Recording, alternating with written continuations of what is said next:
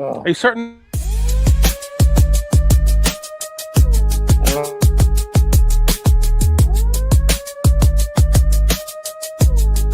Yeah.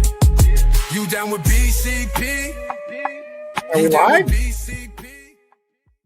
The following content is intended for a mature audience, only viewer discretion is strongly advised.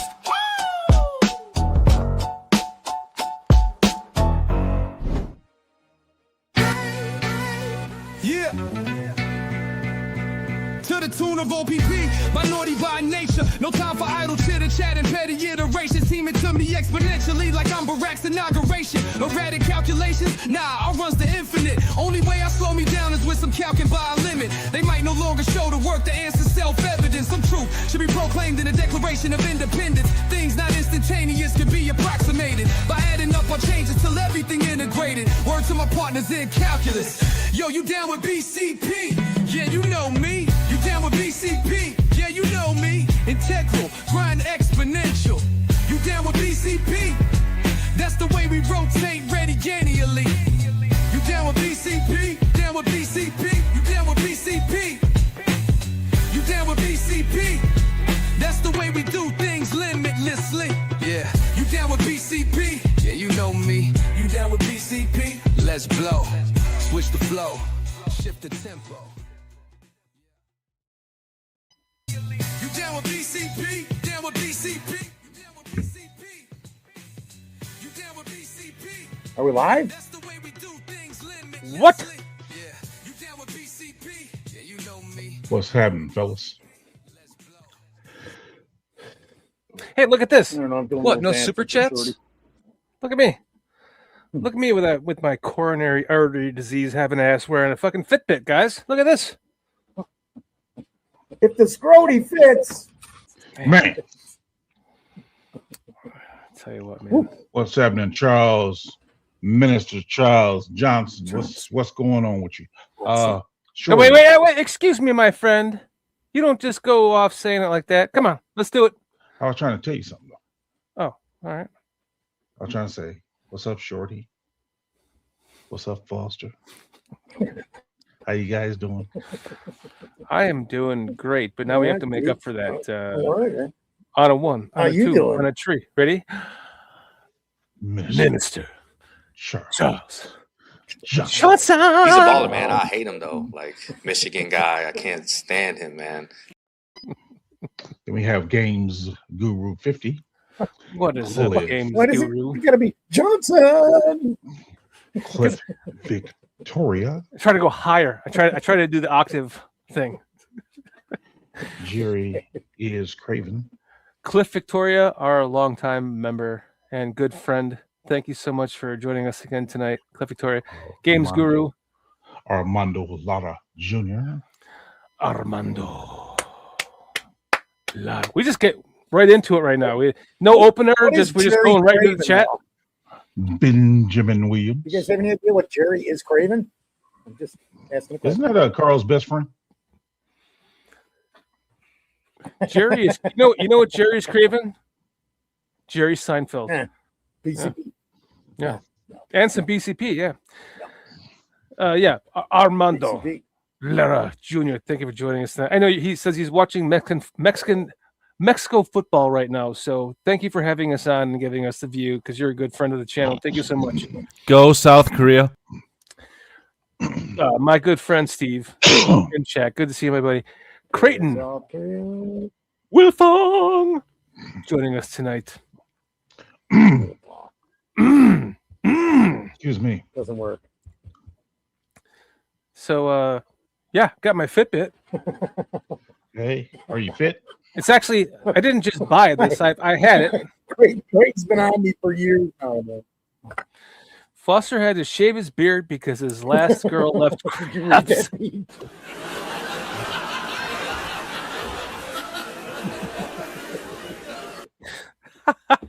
But only in the middle.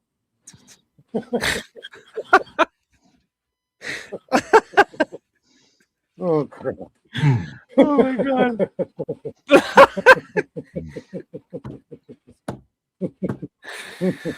That is good stuff, Creighton. That is Yeah. fabulous, man. Just to see Shorty laughing so hard.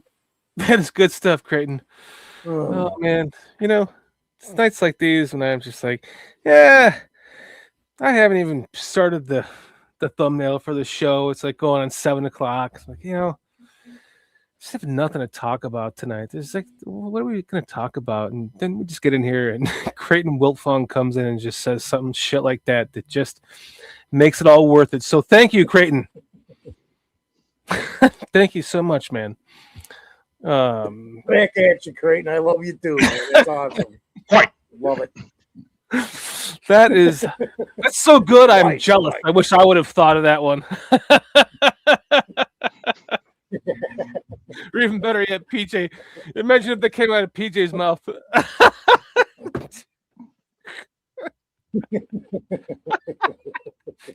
PJ, can you just read that comment just so we can hear what it sounds like coming out of your mouth? Please, can you read it for us? Please do it. Come on, pull it up. Pull it up, Carl. Foster had to shave his beard because his last girl left crabs.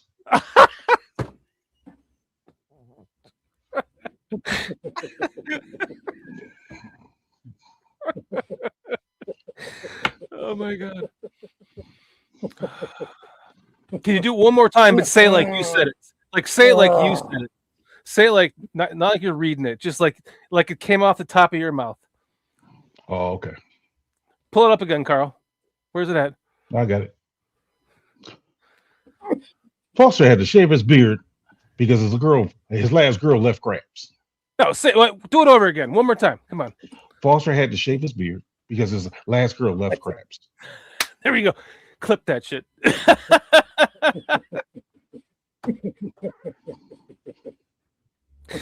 Okay, Crap, man. now my family's gonna be calling me.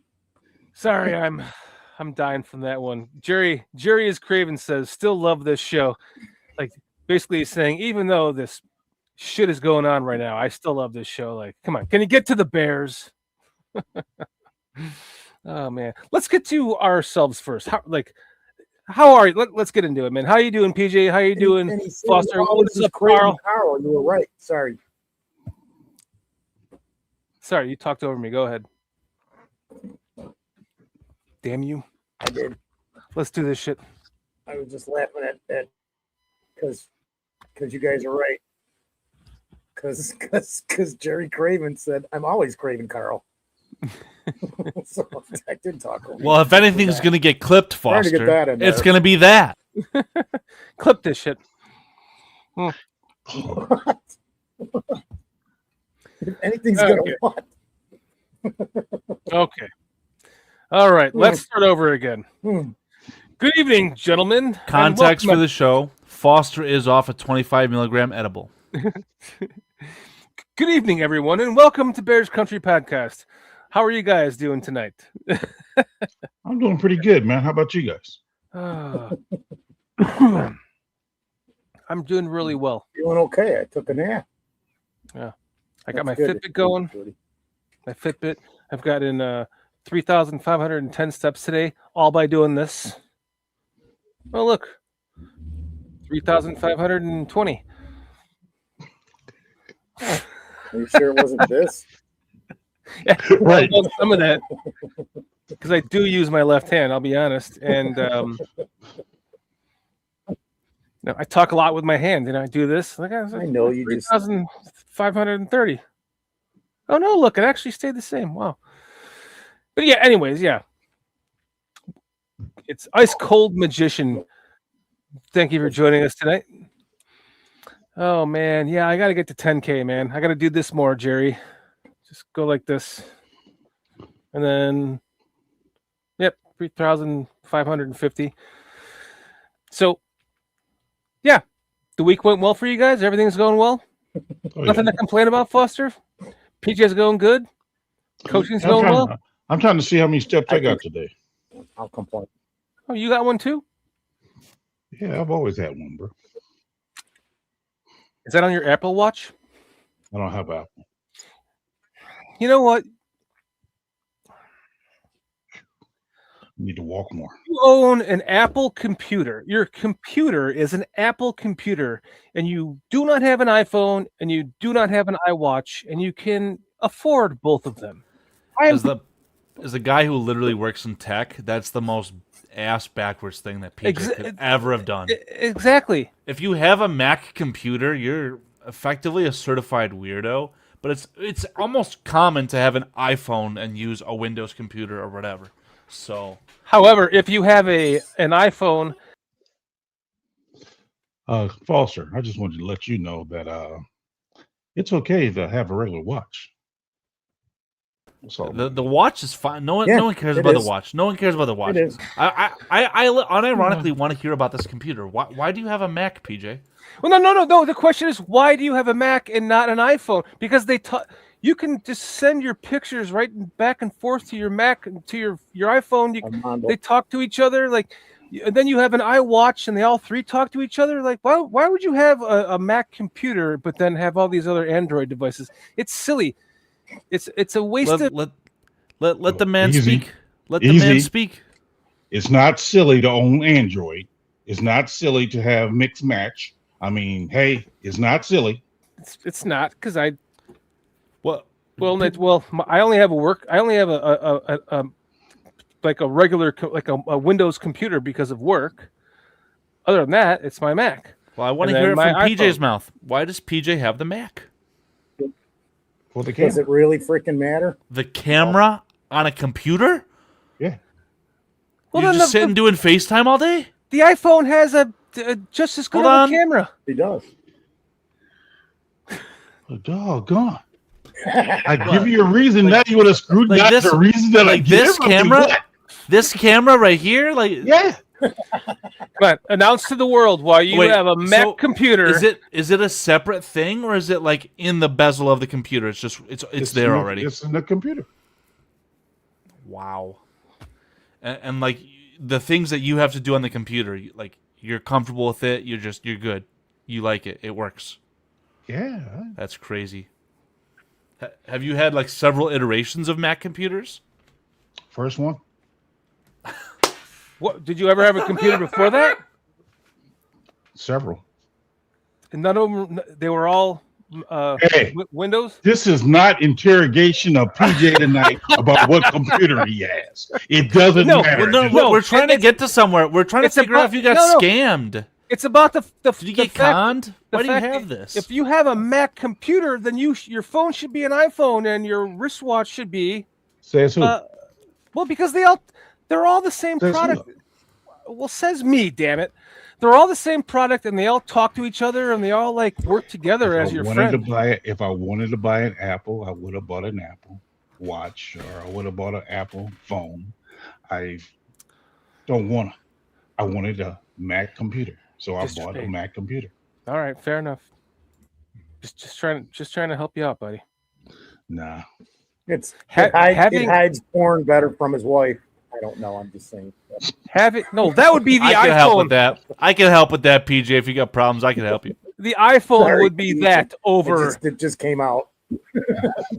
The other thing about like an Apple product, like Apple, like your computer, you don't have to have a virus software on it. Like you don't. It's all controlled by Apple. Like Apple. Oh, I want to hear this. It's so. Hold on. Well, I Apple want- has so many defense mechanisms built into it that That's not. you control them all. What do you have on your computer? And I guess you don't use a Windows computer for personal use, do you, Shorty? No. Okay. So you probably got whatever software your company has on there, but Correct. But I also have. I don't want to embarrass myself. Well, here, but- I also have AT&T fiber internet that goes from the hub to my home. So it's dedicated to me, and it has a box that has a firewall, like if an you antivirus think- built into it. Okay. If you think someone's tapping your line or something, I mean, maybe in your line of work you do need to think about these things. That's insane. But What? you made it Dirty, seem definitely. like having this dedicated line. I literally just listened to Nick, my former co-host, talk about this. Oh, I have a dedicated fiber run. Sure you do. There's still a demarcation point still no, shared in it's some capacity. it all has to do with the speed. Right, but again, we're talking about you- security, right? if you live in an there's apartment- there's no security in having a dedicated run. That's hogwash. That's No, irrelevant. the security is in my hub that I have. It's not in the wire. Yeah, that- and it's the line that AT&T comes- router.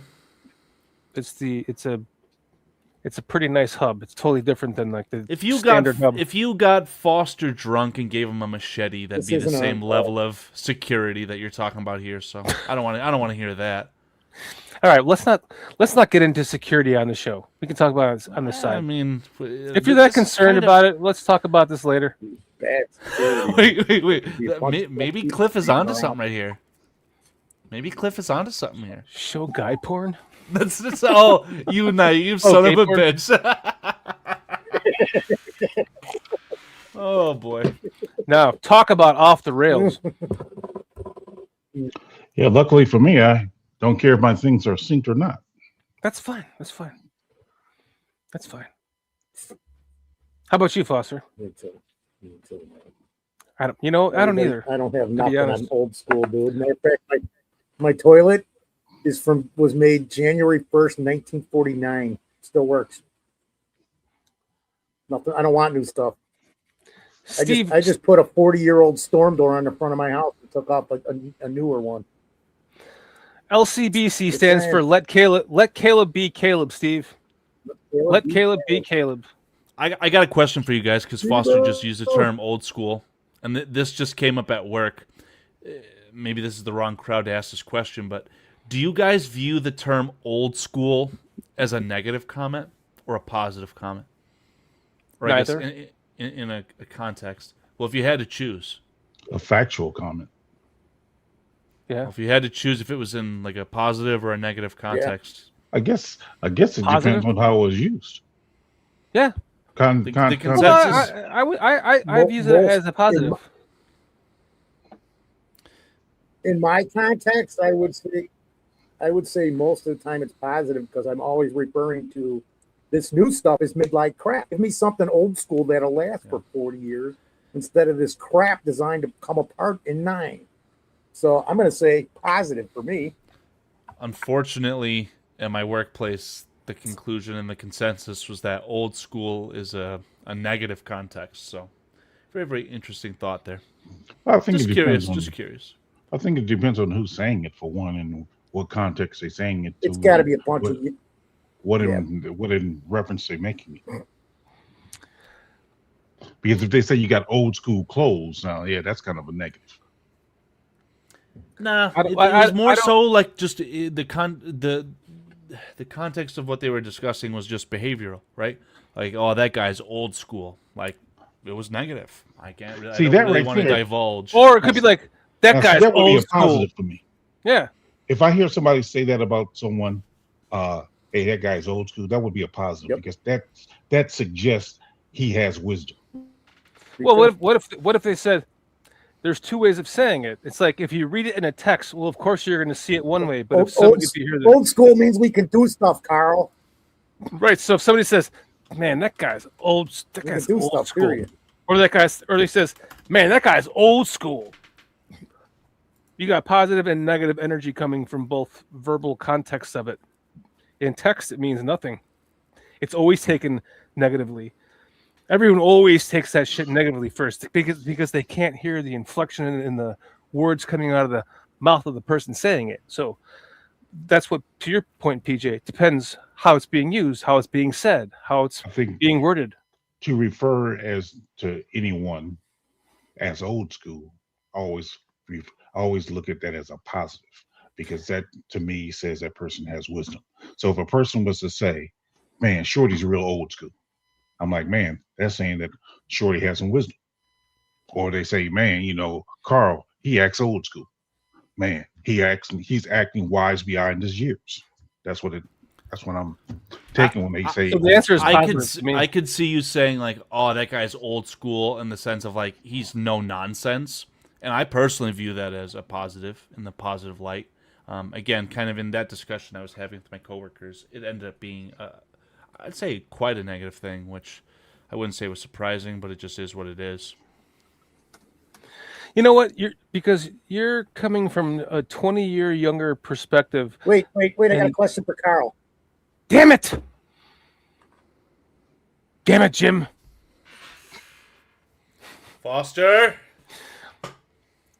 So you're coming from the perspective of 20 years younger, and you're working in an environment that has even younger than you, and this environment is like that generation is so just removing from having to murder animals to feed your family and go out and harvest things and so you can survive, and worrying about tigers and lions and bears in the middle of the night as you're living in a hut made of straw. So, just to add full context to my comments, then my coworkers are all older than me, and Really? it was in regards to the way that one of Wait, our how many are over clients 50? handles. How many are over 50? Zero. How many of them live Yeah. in California? That's what I Zero. thought. We're That was all going to be a my local group of question. I guys. bet you none of them are over 50. California. Well, I think again. Well, first of all, I ain't never killed an animal to eat it. So grocery stores are popular where I But have you ever caught a fish? no. I have. Yeah, we And I use sent grocery stores. proof. We're old. We still use them. So that's what I'm saying. I mean, for me to say someone's old school, I mean, even at my age, I hear somebody refer to someone as old school. I view it as a positive in the sense of it. It again identifies wisdom where I come from in my world. I agree with you. That's why I think When it's you're talking positive. about a person's personality, now, like I said, if you're talking about he dresses old school, now that may be a negative because he probably be out of style, out of fashion. I mean, something like that. But to refer to his character as old school, he acts old school. That to me is more of a positive. As the official, non-official spokesperson for Adam Mason, apparently, Mr. Robin LaFleur. Adam's just fine. I was supposed to do a show with him today, and my work schedule simply did not allow for it.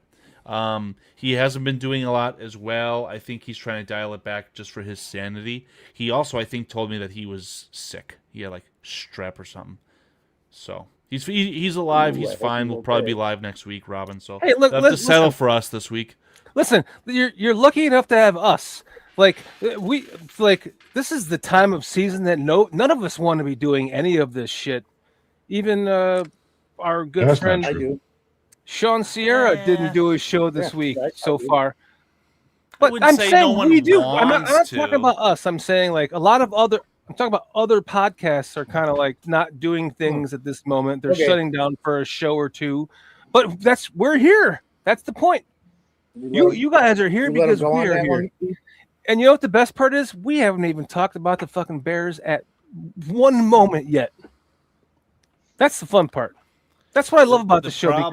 The we will. problem is that the team is literally on a 6-week break, right? So Yes. it's hard to salvage things to talk about. I've got some things I could Chrome Dome if you want. I mean, there are things to talk about, but at the end of the day, I don't know how substantial it There's is. things. No. There are things we can definitely recap, re-talk about that we have talked about before. Like, Well, I just cannot believe that Caleb Williams is on the cover there's of new Madden. stuff. And I was not going to buy Madden this year. I just bought 26. I'm like, well, I barely played it, but shit, I got to have that Madden with Caleb Williams on the cover, man. I got to own that, and I will play it because hopefully I'm, expecting them to make him pretty good in the game because 26 they did not. Caleb, Yeah. he's 90 rated. Nice. Yeah, see, that was the whole. I got a timeout here though, because I want to say hi to Jeremy, KCB Sports, and Zilla hopped in here, and Relentless Mikey's in the house. What's They up, all came Mikey? right after we talked about the chat, so I just wanted to get us, caught up there. Thank you. Francis Enos Russo, Relentless Mikey. Let me just check the bottom here and make sure nobody else came in, and then we will.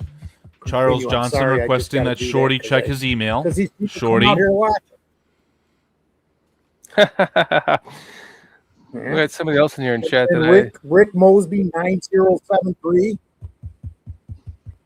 So there, now we're caught up. I apologize for cutting. Armando Lara Jr. will we be probably joining should us get in this- about 10 minutes once Mexico go to halftime. Hopefully they'll be losing. Okay, I got a root for Mexico. You got a root for Germany? My wife, my kids, they're all Mexican. I got a root for Mexico. 7-1? This is USA.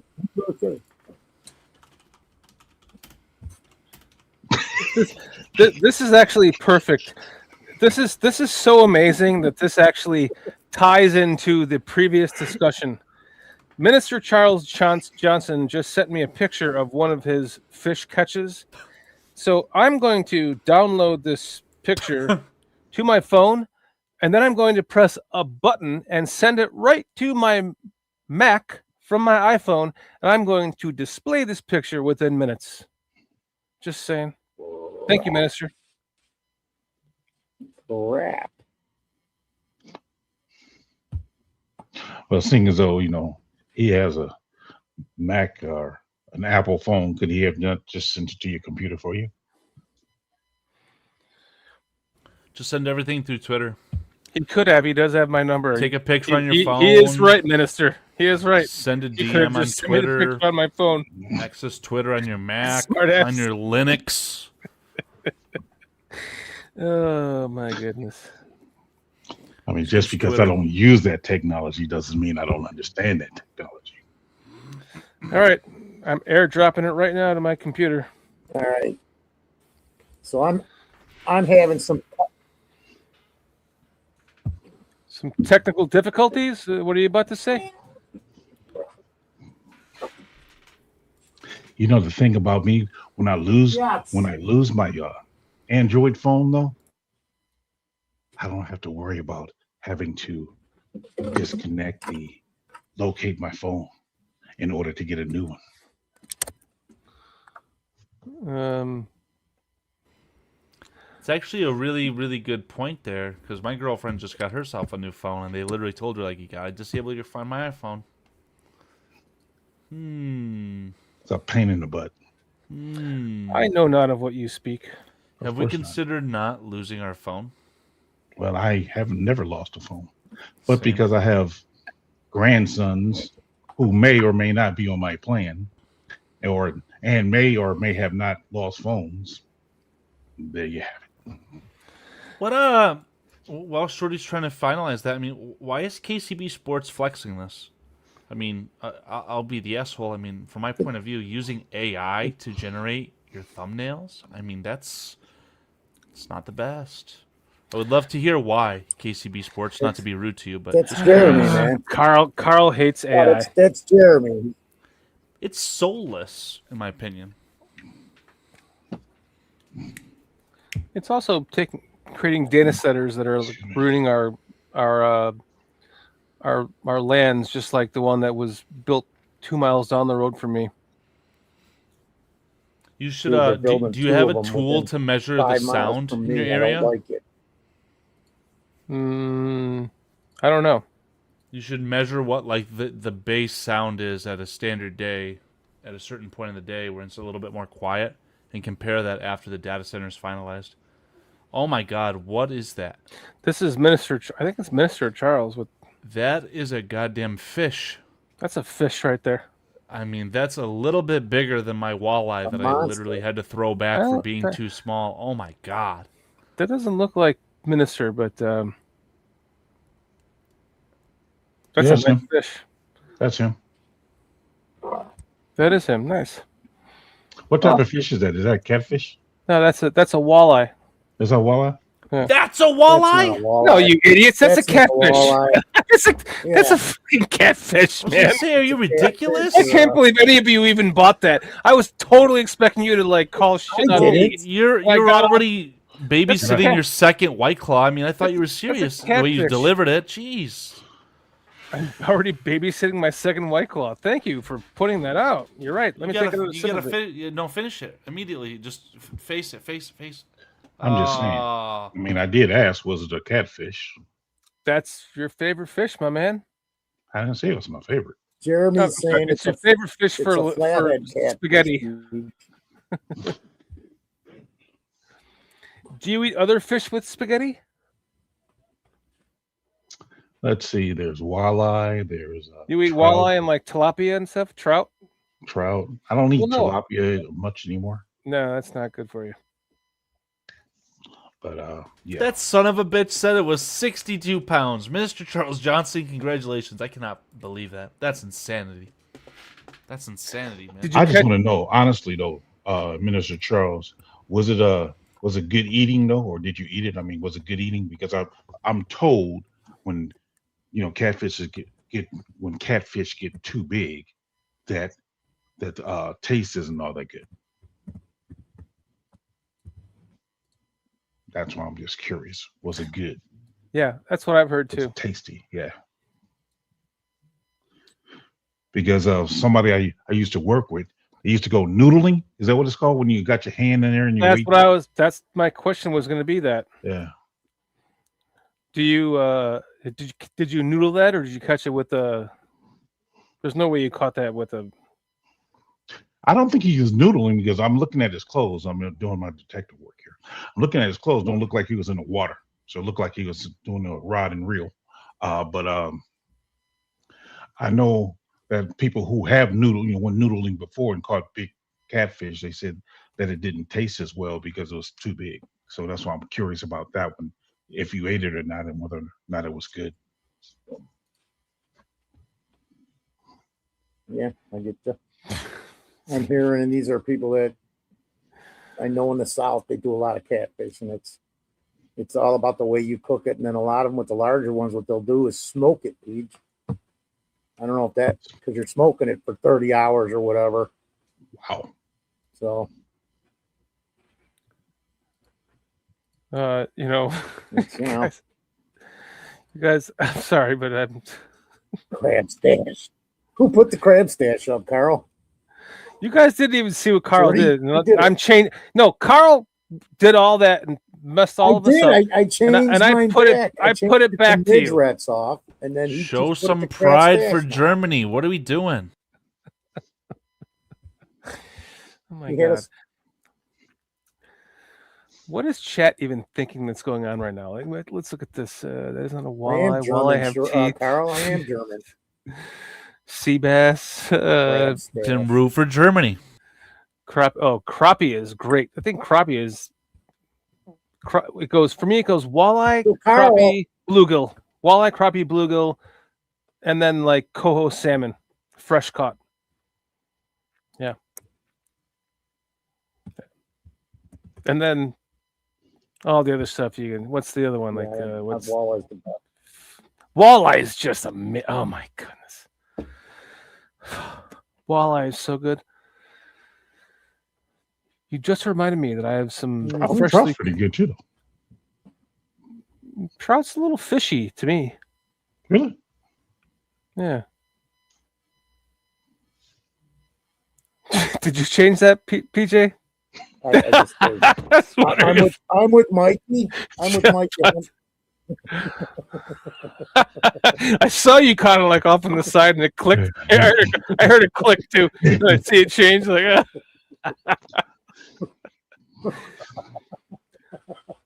Wait, who's Jeremy? He's going live right now. Good night, Jeremy. KCBS Sports. Thanks for hanging out with us for a bit, man. Enjoy your own show. Later, Jeremy. Go check out KCBS Sports Network, man. Promote us on your channel. We talked to Jeremy several times. Wait, who is this Jeremy guy? He does. We talked to him on here before. You just probably forgot. He's got a bunch of shows. He does a lot of stuff. It's all Detroit based. Baseball, football, basketball. Oh, cool. So he's like our other Steve. He's just a Detroit podcaster who's a Lions fan who's we're okay for Bears fans. You know, I mean, you know, By the way, it's, I it's miss not like Steve. if we were if this was a Packers show, he wouldn't be on here. I'm just saying. It's another guy from Detroit that we've talked to. He likes us. I don't know if you guys have seen any of his stuff. I always pop in if I catch a live of his just to say hi and see what they're talking about, because a lot of times it could be anything: baseball, basketball, football. Yeah, right I now, definitely would. anyway. I would definitely do that, man. So we'll have to talk about that. Low key, what's going on, low key? Great to have you in the show tonight. Ever had trout? I've definitely had trout. Definitely, Yeah, trout's pretty walleyes. nice. Walleye is amazing, though. But rainbow trout or blackened trout, that's pretty good. You ever have coho salmon? Swordfish, What's yeah, that? absolutely. Coho salmon.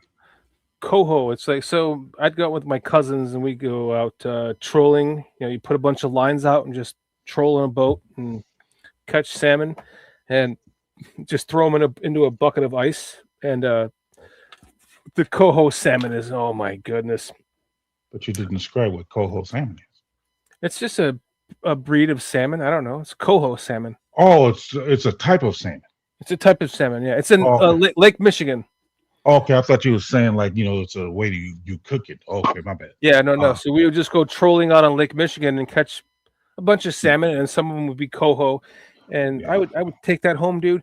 Just put a little butter in the pan, a fresh fillet down in there, just a couple of minutes, flip it over. It's done in like 2-3 minutes. Oh my god!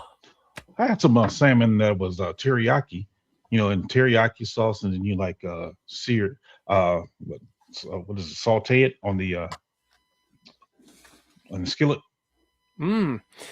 Listen, I'm gonna need anyone in chat, everyone who has a good salmon recipe. Please email me at bearscountrypodcast@gmail.com. It's not that difficult. bearscountrypodcast@gmail.com. If you're my friend, please, and you have my number, please text it to me, because I have to eat. I have to give up red meat. I have to give up all my pleasures in life, dudes, friends. I've got to give up all saturated fats, sugar, refined white flour, everything, because of my recent diagnosed heart condition. So if you guys have any recipes for salmon, which I need to eat as much as I possibly can, and my favorite is cedar plank on my grill, my charcoal grill. But I'm gonna get really sick of that quick, and it's gonna be the winter, and I'm not gonna be able to, or raining, and I can't cook it like that. So anyone have any good salmon recipes, please let me know. Wait. You're going to be raining and you can't cook it when I'm outside my back door in 10 below weather grilling? If it's raining, I can't. No. I'm just being an ass. I don't have a awning. What I do. I don't either. You just cook it, and you just fire up your grill inside your house, bro. You don't give a shit. Well, I did that, but it got too smoky, dude. So I don't do that anymore. Cliff says, "Go on keto. Your body will learn how to burn fat, and you can eat a lot of it." Thank you. That's a good idea. It's a serious life change I have to make. I'm trying to do it incrementally. Mikey says, "Shorty, I'll send a couple of recipes your way." Thank you, my friend.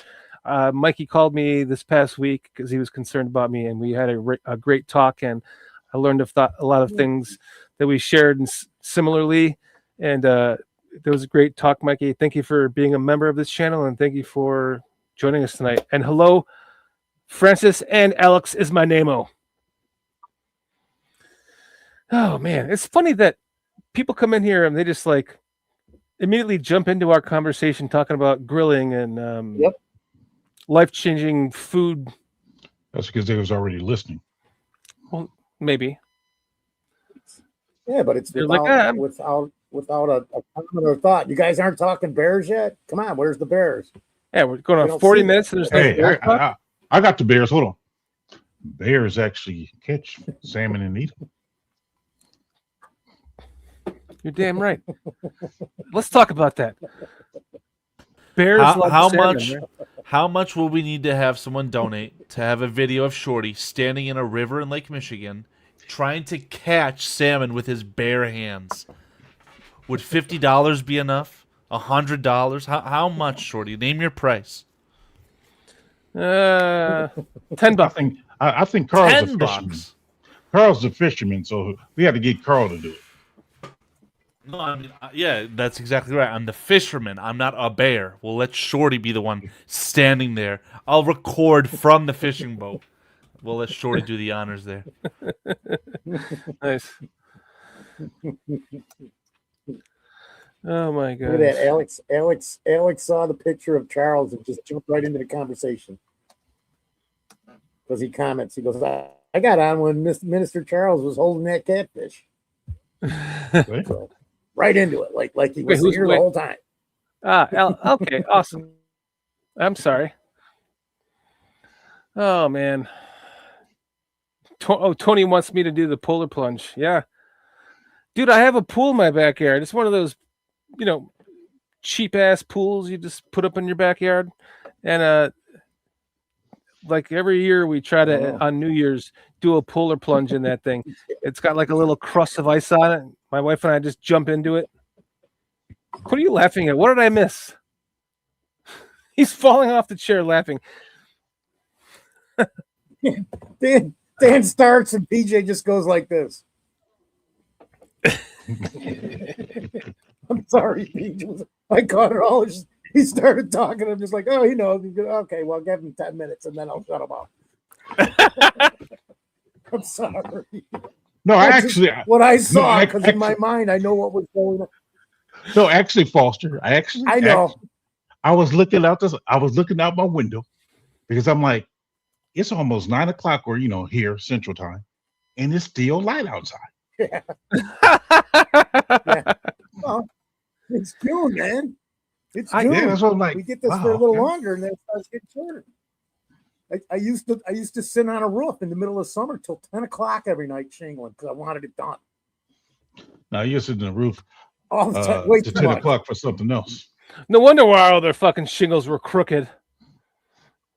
I heard about those people. Nope. Doing it in the dark? Nope. Yeah. Never. All your shingles are like one's going this way, one's going that way, one's going this way.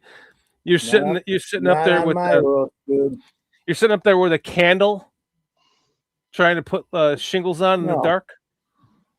No, battery powered floodlight. Keep the whole neighborhood 50,000 roofs. No, 50,000 roofs. No crooked shingles, dude. I'm just giving you information. Sorry. I gotta address this right now. Cliff's saying my pool water is 90 degrees right now, comfortable. Cliff, I wanted to type this to not interrupt you guys, but I'm sorry, it's just too much to type. Cliff, why isn't a pool supposed to be like refreshing? Like, why would you want to go from 92 degrees in the middle of or in the south of Florida in the humidity and get into a 90-degree pool? It's like bathing in your own piss. I don't understand that. I had this oak tree over my pool, and I've had it for 8 years, going on 9 years now, maybe 10. And the oak tree has always kept my pool like super cool, like in the 70s. When I actually get in it from working in the yard and I want to die from the heat and the humidity, I jump in my pool. I'm like, oh my God, how refreshing. And I was just laying it floating on my back. I cut down that damn oak tree this year because it just kept dumping leaves into my pool, and it was like engulfing it was eating my fence. So, and now my pool is already in the 80s right now, and that pisses me off. I jump into it and it doesn't refresh me. I cannot believe that you think that a 90-degree pool, Cliff, would be comfortable in Florida, in the south of Florida. My goodness, that makes me I'm sweating right now just thinking about it. Well, take off that sweatshirt. That's a good idea. I Each should. his own. Yeah. I'm just saying. Never mind. I was about to say, don't stop at the sweatshirt, but I didn't want to make PJ uncomfortable. Mr. Jailbird or whatever his name is. So he says, "Oh, it feels good. Hot tubs over 100. Oh my goodness, only 10 more degrees. Jesus Christ, 90 degrees is like a sauna, bro. That's like a sauna starts at 90. We've been having a whole lot of Saunas are good. tornadoes down here where I live.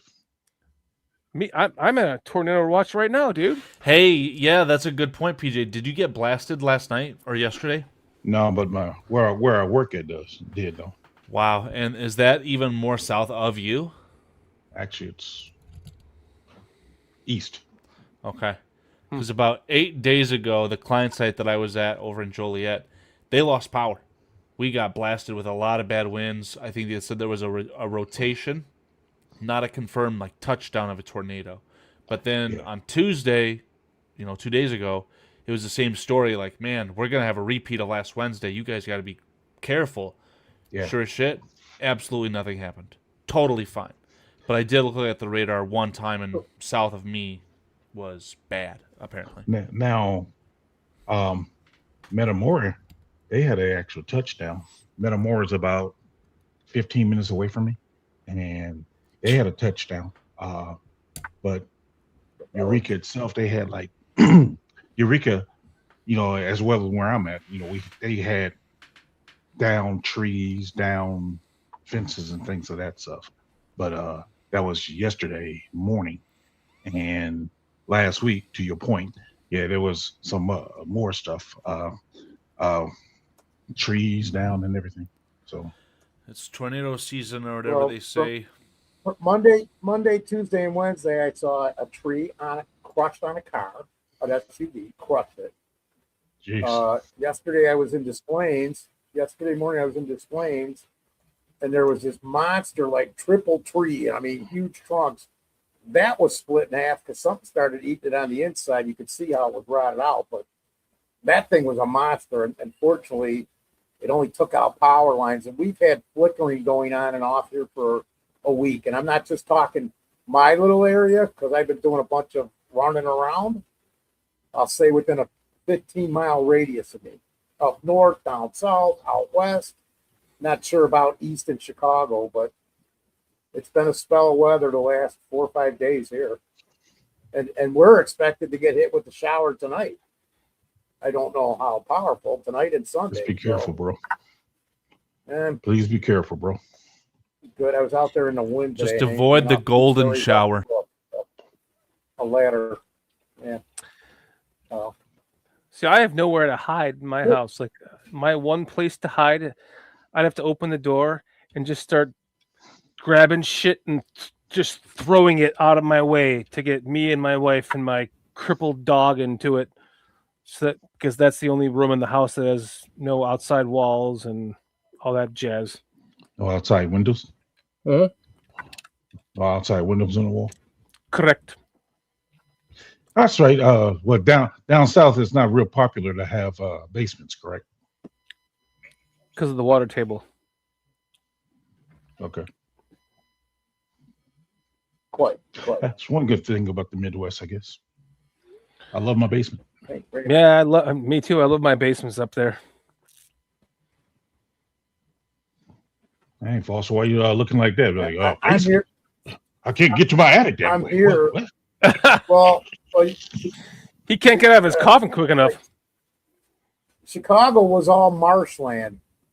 They literally jacked the city up, 5 or 7 feet, the entire downtown. So, I don't have a basement because I'm on a massive floodplain. And in the 50s, they didn't have the technology to save it. Now, today, the houses they're building here all have huge concrete basements.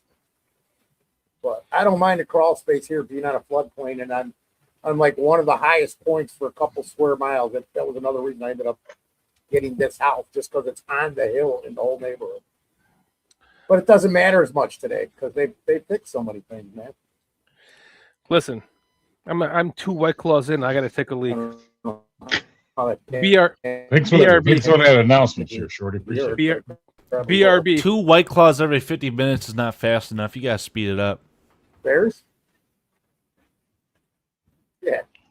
Guy doesn't even know how to drink. Well, Carol.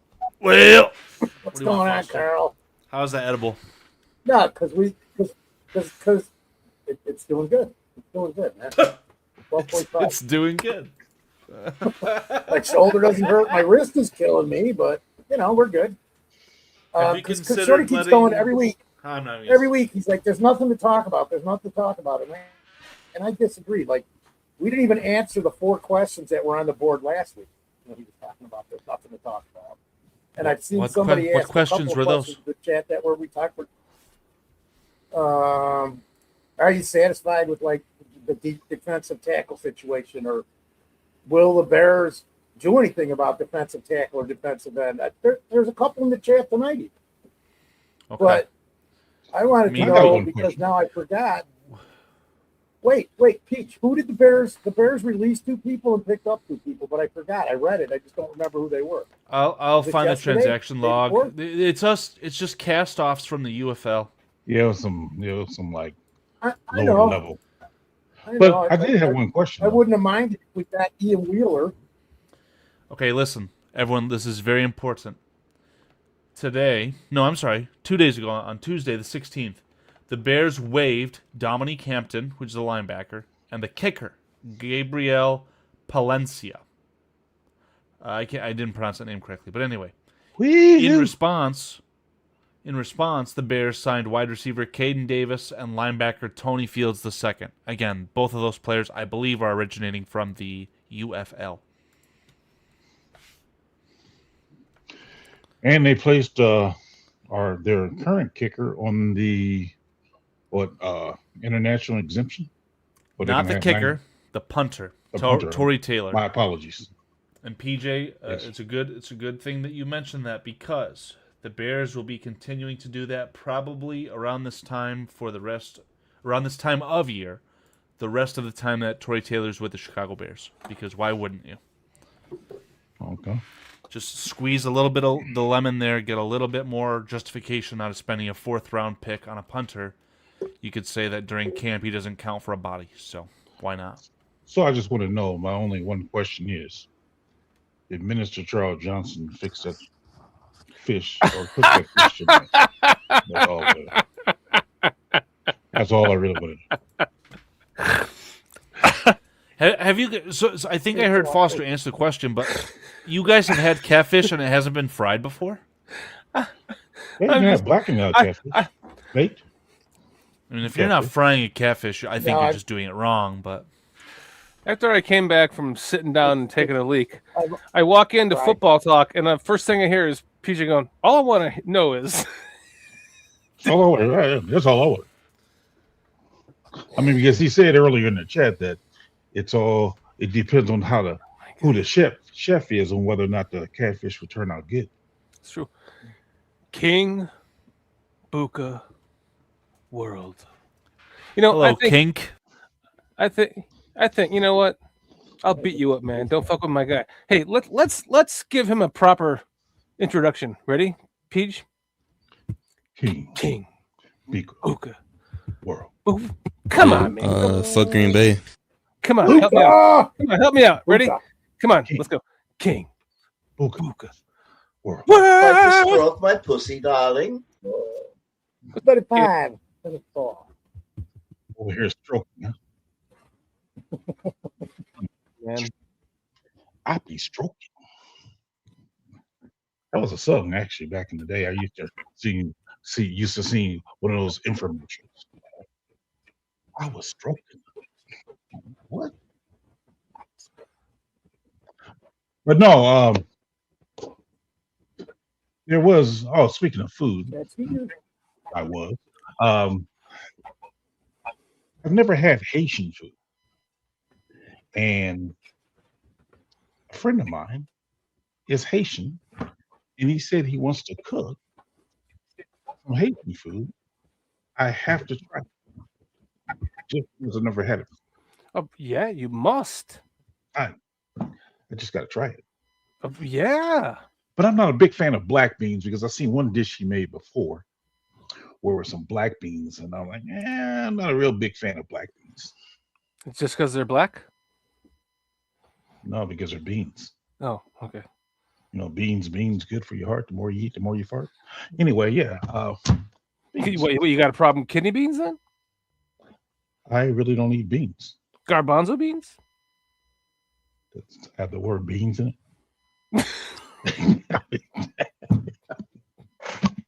Help me out, bro. Help me out. So wait. So let me just break this down. So if somebody gives you a bowl of chili and it has kidney beans in it, which is chili beans, basically, as you would know, or I don't eat chili.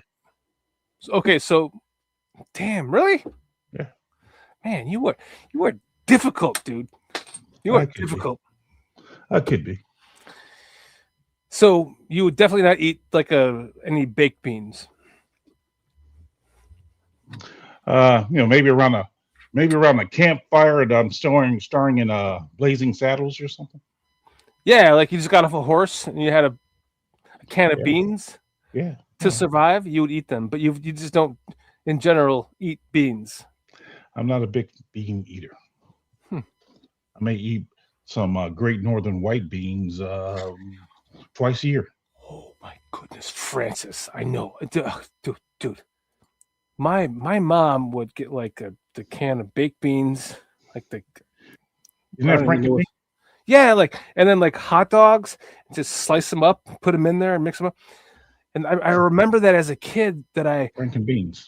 That was like the one thing she could, that I would eat that she would make as a little kid. Like everyone has problems with their kids eating stuff, and that was like I remember that being one of the one things. And I actually had a craving for that, so I bought that a couple of months ago.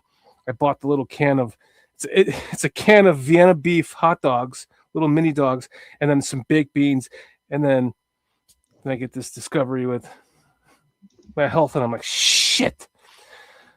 But one day I can eat that, just in moderation, and salad, salmon, salad, salmon, blah, blah, can of baked beans and some hot dogs.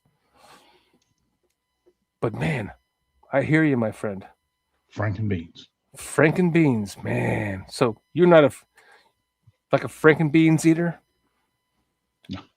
Really? So no beans? So if there's beans, twice a year I may eat Great Northern white beans. Great Northern white beans. Mm-hmm. I gotta look that up because I don't know what the hell you're talking about. Great Northern white beans. I see. That those are the beans that are served in a white chili. You ever have a white chili? I don't eat chili. I need some splaining with this chili thing, man. What's up with chili? The first time I ever ate chili, I was 10 years old. Yeah. And I threw up. And I threw up again. So I threw up twice. And then I didn't eat chili again until I was 25. When I was 25, I ate chili, and I threw up again. So I stopped eating chili. Well, I can agree that that's the best decision. I would do the same thing. I'm seeing King Buka saying White Castle.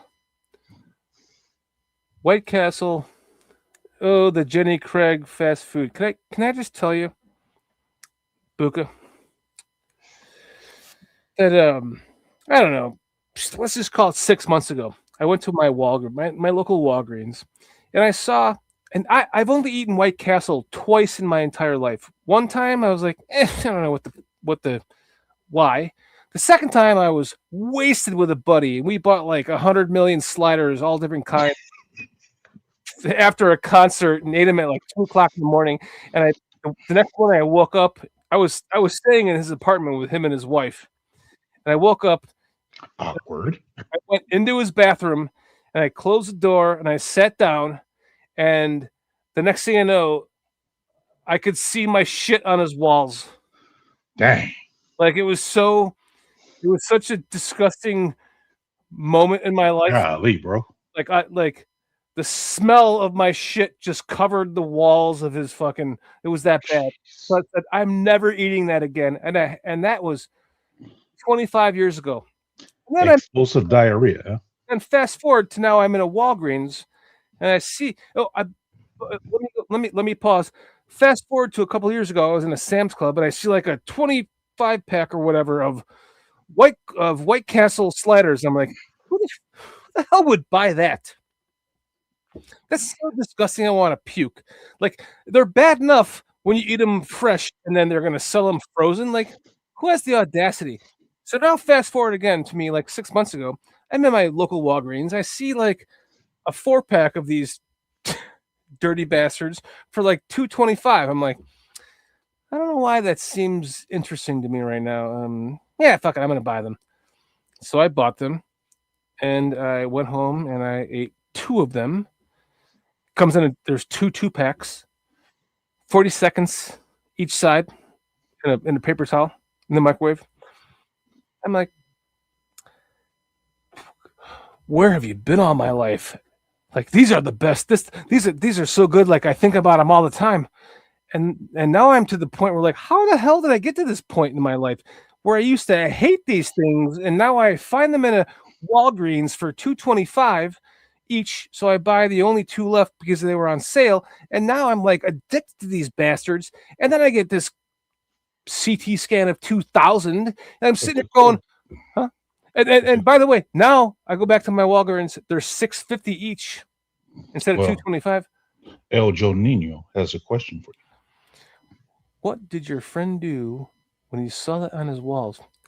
No, it wasn't. It was just well, he smelled it. That's for sure. Oh, okay. Probably for a week. Well, actually. So it was bad. Actually. It was bad.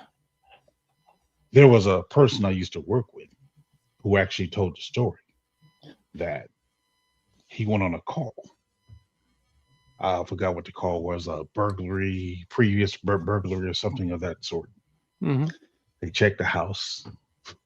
Nobody was there. So, so the homeowner was there. I mean, so, they checked the house. It was all good. So he's, hey, can I use your restroom? So he goes to go use the restroom. Of course, you don't sit on nobody else's toilet, right? No. So he goes to use the bathroom using number 2, and he says his splatters all over the wall.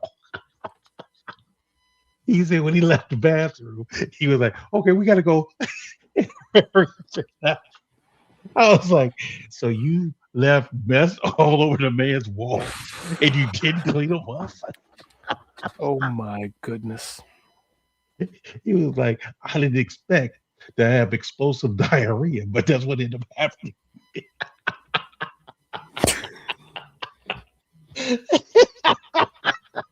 I was like, I can imagine when that guy went to the bathroom and he saw that.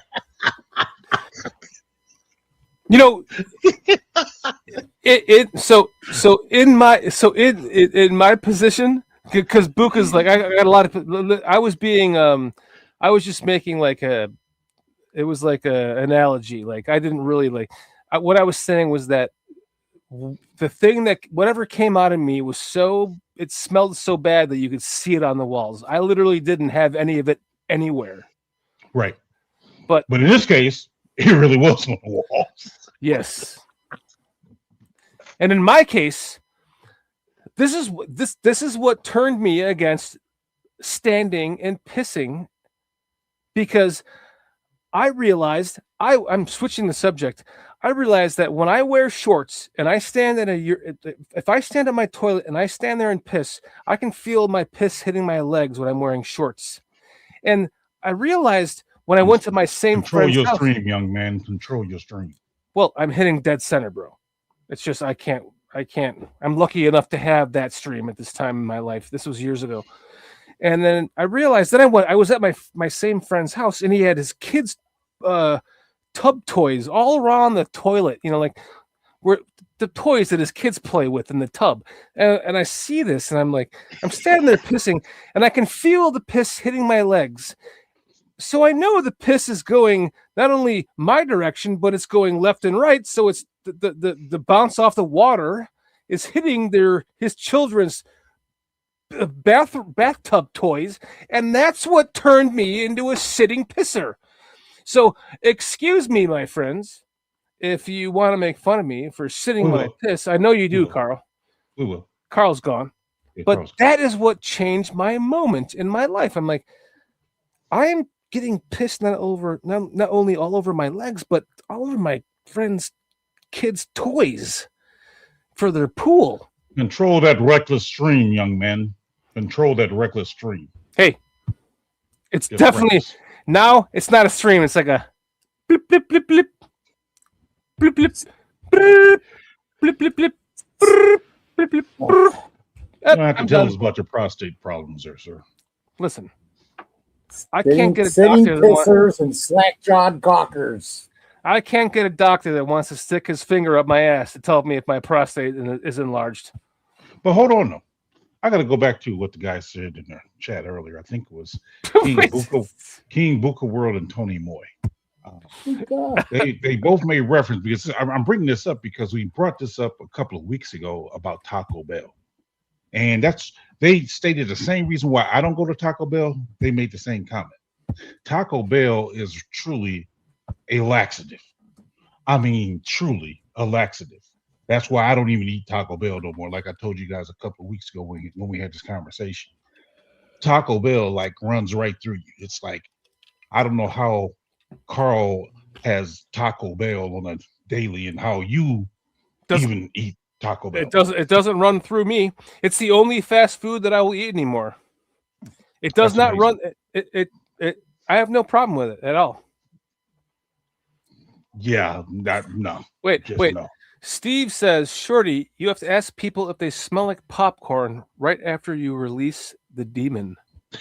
I'm trying to think what does that mean? Like, what does that mean? I'm trying to think about that. Like, hey, do you smell like popcorn? I don't even know what that means.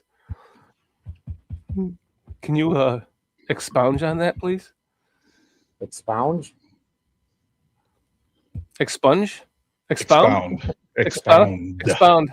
Thank you. Excuse me. Thank you. Jeez. Expunge. I keep asking the governor to do that to my record, but he won't. Oh, that's a good one. King Buka World said, he said, Taco Bell made a mistake with their slogan in the 90s. They meant to say, run for the bathroom instead of run for the border. Yeah, like, man, that Taco Bell's wicked, man. I love how I made this the thumbnail of this show tonight, like just talking bears. And we haven't talked other than bears eating salmon about the bears at all tonight. Well, you might have talked about the bears when I went to sit down and take a piss. We did. Yeah. I'm impressed. I'm impressed. Well, you know, it takes a lot of talent to be able to avoid talking bears on the bear show. It takes a lot of talent. No, it really does. We have proven that we are talented enough to do that right now. What is up, Chad? How are you doing tonight? Did you see Steve Rogers? Steve Rogers. Right after you fart, and that's in a room clearer, you have to say, "Do you smell popcorn?" Oh,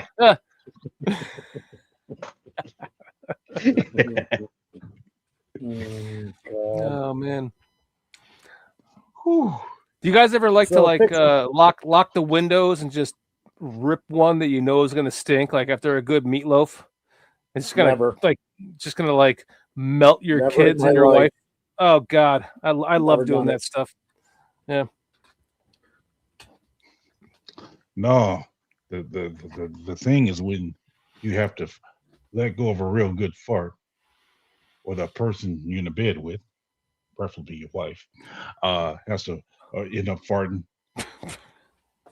and it seeps from underneath the covers, and it just catches you off guard. Like, whoa!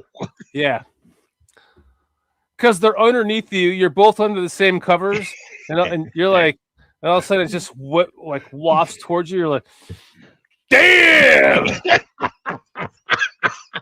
But it's fun to do it the opposite, right? You're like, oh, I can't wait to hear about this one. Psst. You let it out really quietly. Psst. You don't want to you don't want to do that shit. She'll know. It's silent but deadly. Yes, it's fun. slowly out of your ass. Next thing you know, your wife's like, "What the hell, honey?" Like, you're who like, let the dogs out? Woof, woof, woof. What's up there, Chad Speaker? Good to see you, brother. What's Oh up, man, Chad? good to see you, man. Good to see you, Chad, man. He said he would be in late tonight. Right after you fart and know that it's a room. Okay, there was another one you had up I wanted to see there. Who? What's me? up? What's up with this one? Let's go to this one. Right after you. Oh, No, weird. My uncle has something in him that died in 1974 when I was born, and still comes out of him to this day. This man cleared a bowling alley from lane 37 to 24.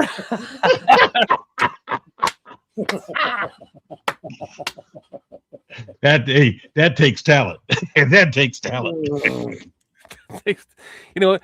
That's a my best farts, if we're talking about worst as in best, have been from like meatloaf and shit like that. So that must have been a good meatloaf, man. That was a terrible night. It was at Holiday Bowl on the far west side. All my victims ran away because of that fart. Hey, you ever had one of those days where you're like you have so many bad farts, you're driving to work, and then like you're like white beans.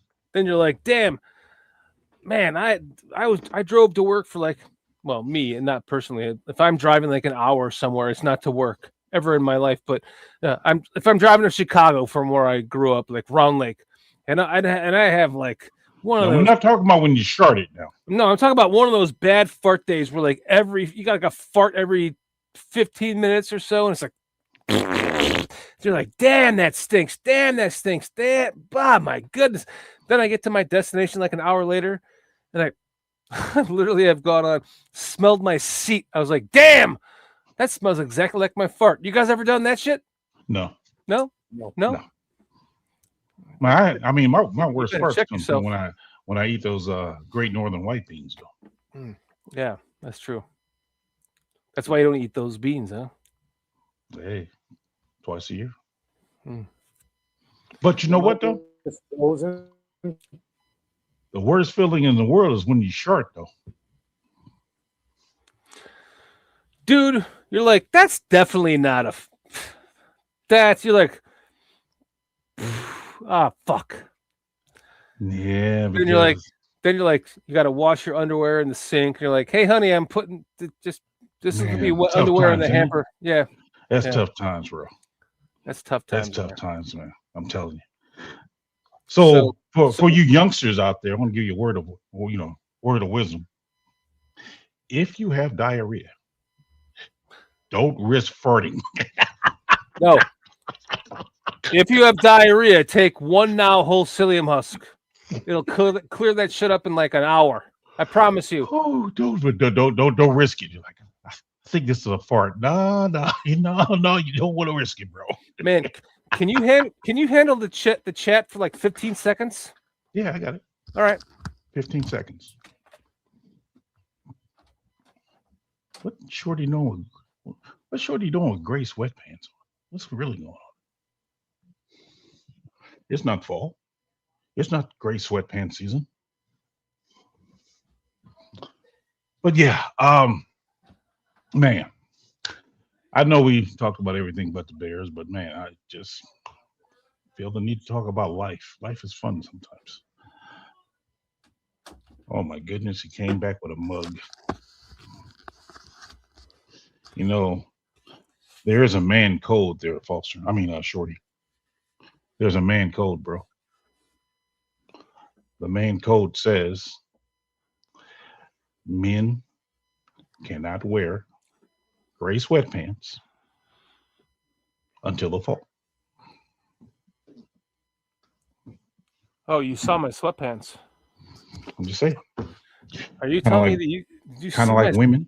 You saw my sweatpants? Yeah. So kind of like women can only wear sundresses during the summer. Men can only wear gray sweatpants during the fall.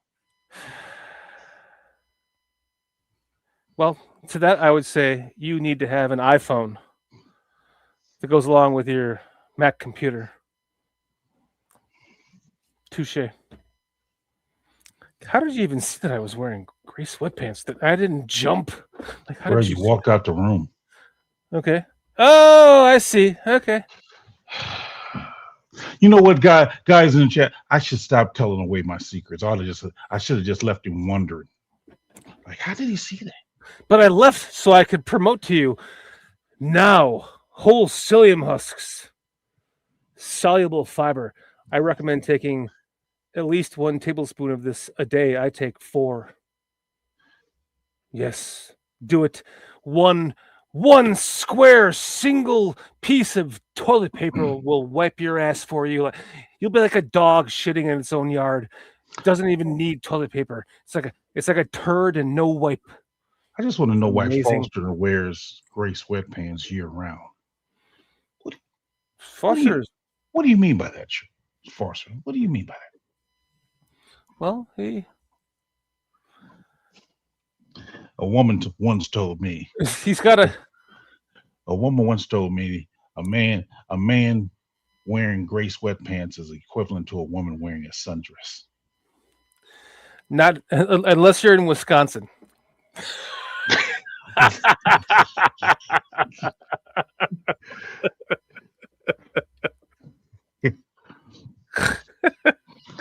I'm fucking snorting tonight, man. What's up? What's up, Lester Cock and stuff? Oh, man. I believe Foster too. I bet you. Yeah, I believe Foster has 5 pairs of gray sweatpants, and you probably wear all of them when you go to Wisconsin for every day of the week. Foster Like, came.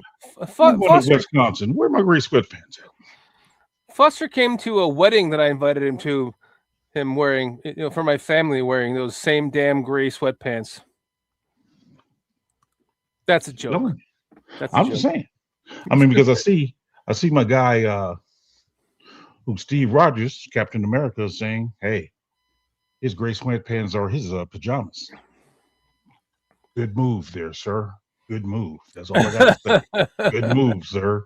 Good move. Chad, the weather is great here so far. I mean, not great, but no, we're not. We haven't had a tornado yet. We're under a tornado warning for the next 30 minutes. So Warning. Warning, yeah. So I'm good. Wow. I'm good. Thank you for your concern, my friend. So you're on a warning and you're on the air? Yeah, since like 3:00 today, I was in a tornado warning. Or watch? A watch. Yes. It's barely been raining. It's like a light rain. It's not bad. It's fine. A watch is cool. Yeah. Because you're watching for it. But the warning means it's been spotted. No. A warning. So it's been spotted. No, a watch. Bruh. You're The not good, going to confuse me. the good part, the good one. You're not going to confuse me, sir. You're not. Yeah. You're just not. I'm trying not to, but the good one. It's the good one. It's the good one. It's the watch. Yes. So you're watching out for one. You're Correct. You're trying to see if you see any Yes. cumulative clouds. Is that what it's called? Correct. Or, Yes. Yeah. Yes. No sirens. Yes. Yeah. So you're Correct. just watching for it. Correct. Tony's like, what is going on right now? A little bit of everything. RJP Funnel Liskin. clouds. That's what I was thinking about. Funnel clouds. Anyone ever seen a tornado in person? Have you, Peach? Nah, not really. But I was asked. I mean, the dispatcher asked me one time. Now, mind you, I'm a city guy. Born and raised in the city. Don't know much about the weather. They had the nerve to ask me. They say, "Could you go out north, look out north, and see if you see any funnel clouds?" And my response was, "What is a funnel cloud?" Now, I have since learned what a funnel cloud is, but what's a funnel cloud? So I'm like, y'all don't give me training on this. Like, is it supposed to like come down to a certain point, or is it just like a swirl in the sky? Like, what is that? That's why I'm like, how are you asking me this? I mean, what? Oh man. Because my response would have been like, "Yep, I sure do. I'll see you later." I mean, You know, that's kind of scary to hear that kind of stuff because that's what's going on right now as we speak. You know? so yeah, Oh, yeah. but no, I've never seen an actual one. No, No, me either. just high winds. Yeah, I had I've seen some micro gusts come through my area, like literally in my backyard. Just all of a sudden, just took a bunch of stuff just out of nowhere, almost like it was a funnel, but you couldn't see it.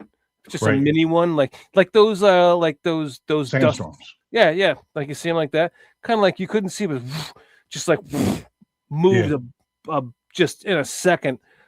Took down a bunch of my bonsai benches and cracked them on the ground and tree limbs and everything everywhere. And it's like, holy crap, what the hell was that? But no, never seen an actual funnel cloud form. So that's a good question. Like, man, any other good questions like that, considering we're not talking about the Bears because there's nothing to talk about? I watch all Storm Chasers each day, says Chad Speaker. Yeah, I mean that's a job I don't think I could ever do. I mean, for the ones who can do that, man, hats off to you, bro. But yeah, that's crazy. Chasing tornadoes. Yeah, Cliff, I'll have to send you some pictures of my bonsai. They're bonsai and pots. Some of them are small. Well, I got rid of most of the small ones. They're all pretty big ones, and there's like a freaking little mini Japanese maple living in a pot on benches. I had one got blown off last year. Pots broken into pieces. I had to plant the whole tree back into my garden because I didn't have a pot for it. So yeah, man, I'll send you some pictures. Remind me, Cliff, because I'll forget. Now, Minister Charles says that he actually looked up dead center into a tornado 10 minutes before it touched down. Bruh, that's crazy. That's crazy.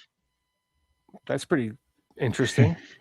And my man Tony Moy sliding in saying, "Hey, I prefer watching Bigfoot and paranoia stuff."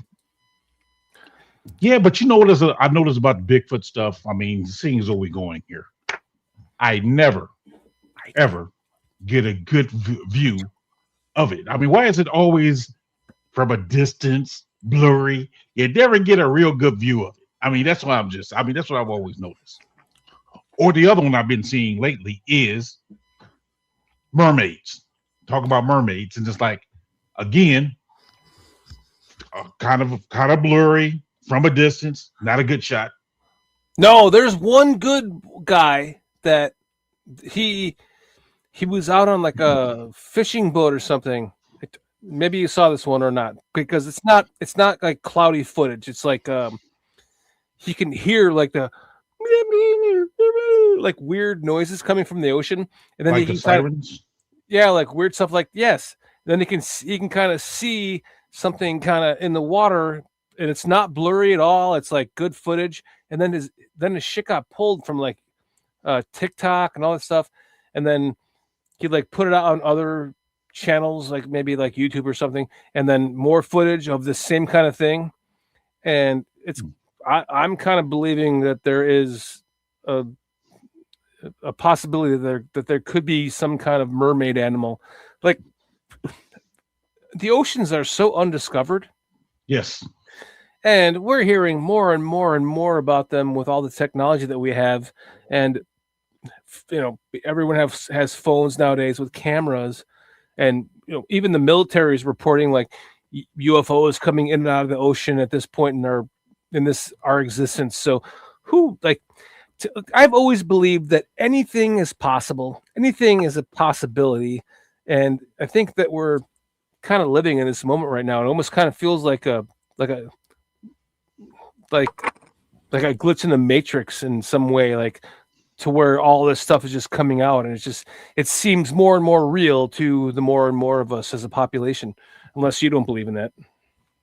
Well, I actually, no, I do not believe in aliens. I believe in demons. I believe in angels. As far as mermaids, I've been leaning toward the idea that the Nephilim I'm about to get deep. I'm about to get deep on you here. Please. The Nephilim were the fallen angels who lost their first estate, came down to mate with women. And they were giants.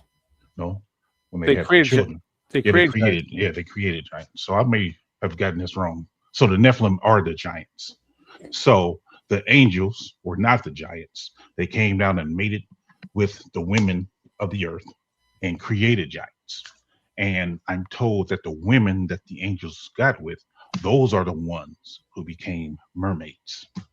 So, because they were cursed to be mermaids, I'm told. So, I haven't done a lot of research into that, but that's what I heard. So, that's interesting. where. So you're coming from the Book of Enoch. Oh, look at you know about the Book of Enoch. What? That's the book I want to know the most about, not the Bible, my man. The Bible has been technically Enoch is in the Bible. No, it was redacted from the Bible. Depending on which Bible you're talking about. Exactly. So, but that's the point to my whole point about the Bible. It's been so manipulated over the course of years that. Okay, well, let's not get into that. I did hear the story. Get into that, but I did hear the story of the giant of Kandahar, R.J. Plitskin. Yes, I did hear the story about the red hair giant that's really stunk, and they had him in a cave and they ended up shooting. Yeah, I heard that story. Yes, sir, I did. I want to talk about what Cliff said. I used to wake up thinking there was a ghost in the room. Created a ghost sword. I now carry no ghost It's since. a lightsaber from Star Wars, man. I don't know what Cliff's doing. He just thinks that he created it. Oh, you're messing with me? What's a ghost sword? Oh, wait. Are you talking about this? Oh. Hold on. Okay, there you go, showing your gray sweatpants again there, Shorty. I should have never put that up, Peach. Mermaids, I think are just drunken sailors saw like a manatee and then I'm showing my gray crap up. Really? Because we know that did happen. What I said. I'm not saying that there's no, but hey, what's that? Thunderbirds? Is that Thunderbirds? Am I right? Thundercats. Thundercats. Okay. Thundercats. Yeah. I actually never saw it. I just remember seeing previews of it or something. Look at that thing. I only know it from the kids. Look at this. Look at this dorky ass thing that I own. Hold on a second. It's too big to show you. Look at that. That's what she said. Look at that. Look how dorky that is, huh? Right on time, Foster. Right on time. That is as dorky as it gets. Look at that. Well, what a dork. I am such a dork. I've been trying to tell him that for like 4 years, Peach, and he finally figured it out, but it's okay. Man. Better late than never. Oh, I thought I was a schmuck. Sorry. I would have agreed with you so long ago. No. You're a dork. I'm a knucklehead. Yeah. So you I think life is interesting. Now, I will tell you my greatest mystery right now, seeing as though we're talking about paranoia things and us. I'm really, really curious of what's in Antarctica. Oh boy, so am I. Yeah, I'm really curious what's in Antarctica. So am I, my friend. I'd like to see a in-depth documentary on that one. I am about to use my iPhone to airdrop something to my Mac computer Thanks for the tutorial. That I'm going to show you. And it's going to add to my ufology, if you will. I did hear about that R.J. Pliskin, the giant ice wall in Antarctica. I did hear about that one. Operation, what was it? Operation High Jump? Was that it? Yeah. Oh no. Back in the 1930s. Yeah, Operation with General Byrd, Admiral Byrd. Yes, and Operation High Jump, right? Yeah. And I think he got fired from it. Yeah, they cut it short. Yeah, but I think they fired him because he knew too much or something like that. He was doing an interview, and they said it only aired once, and he was starting to get into something in I think 1950s or something. I think it was an interview that he was doing, and then they only aired it once, and then they refused to ever show it again. But he was talking about some of the things in Antarctica. Yes, I definitely like to see that.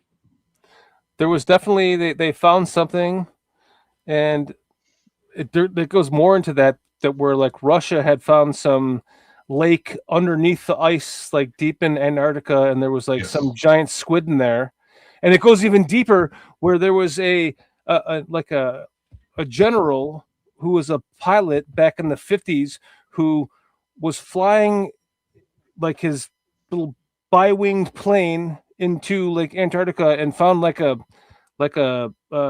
cave that he flew into. Then he was overtaken by aliens that like pulled his plane in, and he came into like this big crystal city that was underground.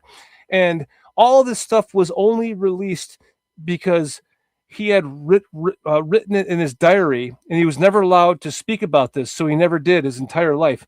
And after he died, his family found the diary, and it was all in his diary. Is that Admiral Byrd? I believe it is. Yes. I'm trying to share this with you.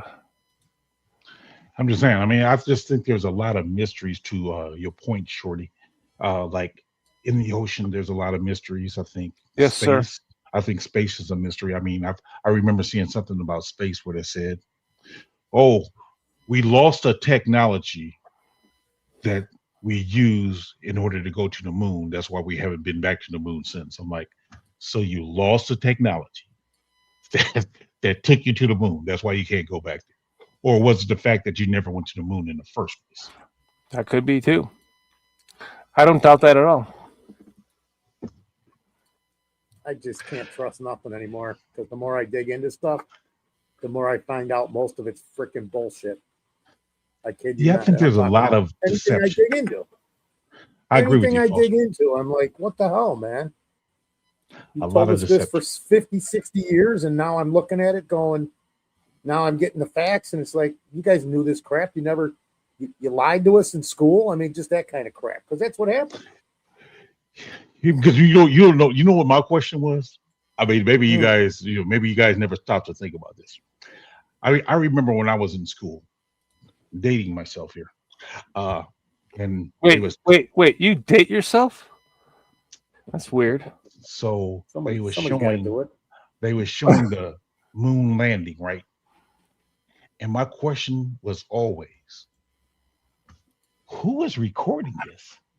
If everyone's on on the spaceship, who's recording on the ground them landing? I mean, I was like, how we do that?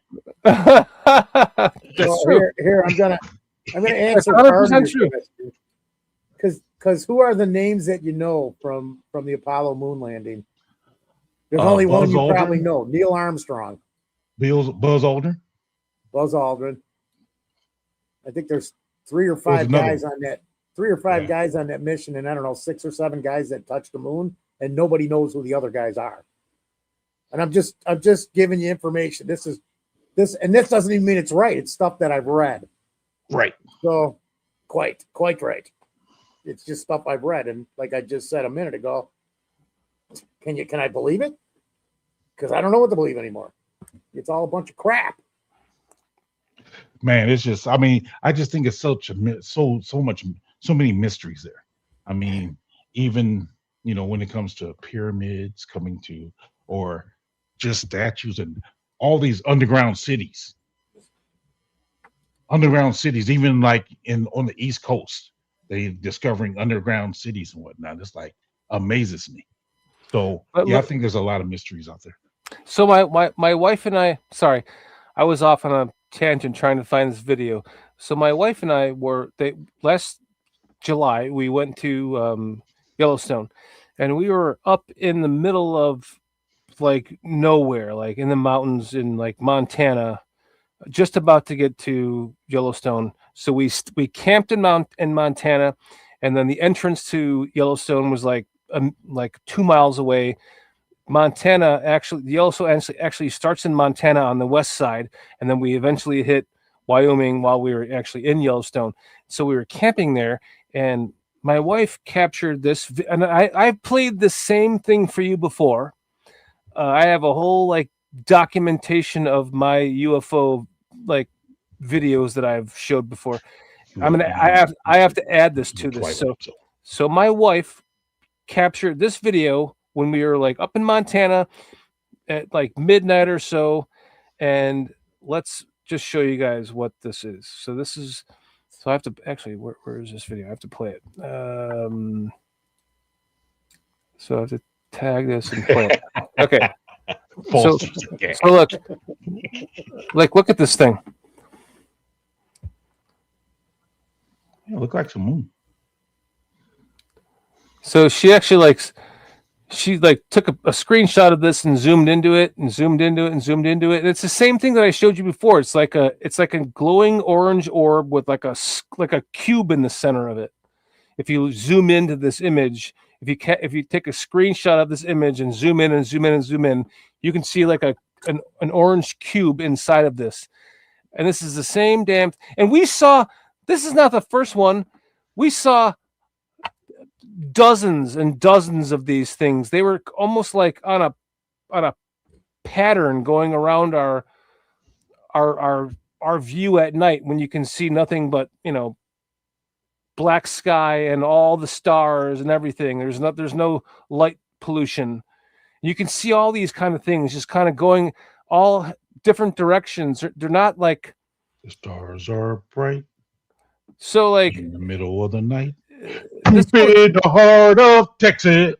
This goes on for like, let's see if I can zoom in. I think she goes in closer. Wants to know, Shorty, if this is before drones were real, around and popular. This was last year in like July of 2025. Well, so drones were around. But when I first showed you my video of the same thing, this was in 2020. So this is well before all the drone stuff. I showed you guys my videos. We had 3 of these same orbs come above us when we were camping 3 times in 2 nights. And yeah, it's real, man. They're coming for Shorty's gas. It's powerful. Just saying, it's real. Hey, space is a mystery. Hey, you don't have to. I know. Come on. 2006. I'm sitting at my friend's house drinking a beer, and I just happened to look up, and this thing goes like this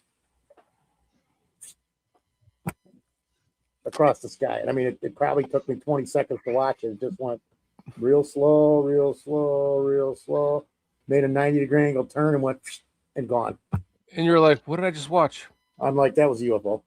I was in the 20. That's 20 years ago. I was in like that was Foster's finger. I was in like the late 80s, early 90s, late 80s. I saw a triangular figure of 1 orange orb, 2, 3, and then the ones this way. They both went this direction. They went left and right, and then the top one that made the pyramid shape went up, and then we watched like the 2 on the side just like disappear into the forest, into the forest line. They were like far away, but you could see them disappear into the horizon of the forest line that we were watching. So next, are we going to be saying the Earth is flat? Here, Beldar Farley says, I got a video of that too on my phone. I filmed it by my house, and then I've had helicopters hovering over my house at night. How ironic is it that we have a Belda Farley with a conehead image saying that right now on this show as we talk about this? I don't know where you came from, Belda Farley, but quite. Beldar Farley. Yeah, Beldar. Beldar Chris Farley is my imagination of that. From the land. Yeah. With the conehead icon, like on our show right now, putting that into our chat. That's amazing. Don't 1.5 hours and 0 Bears talk. Linda Foster says, you see so much crap in the country, meaning Bears country. Well, I was going to tell her quit walking in cow pastures and you won't see all that crap.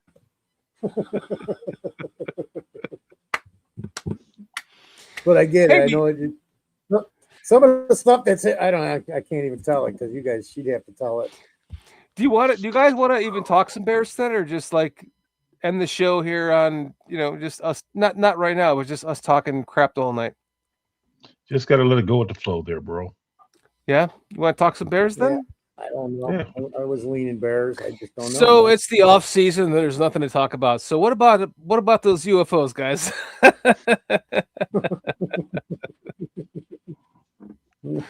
There's Wolfman too. So ice cold magician. Just like, hold on a second. I'm sorry to interrupt you. Ice cold. Just go out in your backyard, look up into the sky, lay there, close your eyes. Think about seeing one of those orange glowing orbs and just like almost meditate on it. And then like 10 minutes later, open your eyes and look up. You might see one. I promise you. They are just everywhere. Go ahead, PJ. So you said lay in your yard? Is that what you said? Yeah. My Coach B, my buddy. We were at his lake house camping there, and him and I, it was like lay in your yard. It was like 1 o'clock in the morning, and we're sitting in around the fire that was dying down. We're in our camp chairs. I said, okay, let you and I just meditate, basically just meditate, meaning think about looking up and like basically projecting your GPS signal to outer space. Like, I'm here, I'm right here. Like, just like project your GPS signal. I'm here. I'm going up from here. Like, look for me, look for me, look for me, look for me, look for me. I'm right here. And then we both in silence did that for like 10 minutes. And then we came out of it and we're like, okay. We looked up, nothing. So We sat there. We We sat there talking, yes, for like another couple minutes. And then all of a sudden we're like, just like as you have to do with White Claw, we're like, I got to take a piss. So he gets up and he walks that way. I walk this way. And we're both standing there taking a piss in his yard at like 2 o'clock in the morning, like way apart from each other. Like, I'm talking. The streams couldn't cross or nothing. No. We're like 50 feet apart from each other. Jordy, were you pissing on his house? No, we're pissing towards the lake. And it's a clear night sky, and we both look up. You and pissing in lakes and bushes, bro. And we see this stream of lights just go across the sky, and each stream of light was like red, yellow, green, purple, yellow, blue, yellow, red, purple. It was like almost the exact same piss direction that his piss was going, and mine was the same yellow, blue, green, red, the same like color flash across the sky as my piss stream was going. And we both like looked at each other from like 50 fucking feet away, and we're like, did you see that shit? We were like, you guys made eye contact when you both was pissing. Ladies and gentlemen, show goes bad. That's why all the time, man. You do not drink from like 50 feet away. Yes, we were. It doesn't matter. We were. You never. In my Robert Downing Jr.'s voice, you never. You ain't gonna get it. I ain't got it. You never Rainbow make piss. eye contact with a man while you're holding your penis in your hand. You never do that, sir. We had way too many White Claws to make eye contact. It was just like 50 feet away. Like, did you see that? Yes. Yes. Did you see that? Yes. Holy shit. We both saw the same thing. My God, you're killing me, Peach. As you was holding your penis. It happened to me once, Peach. The icon thing happened once. It's a good thing we were both drunk. I thought you were saying, you holding your penis in your hand only happened once. Okay. PCP is the most humble Bears channel.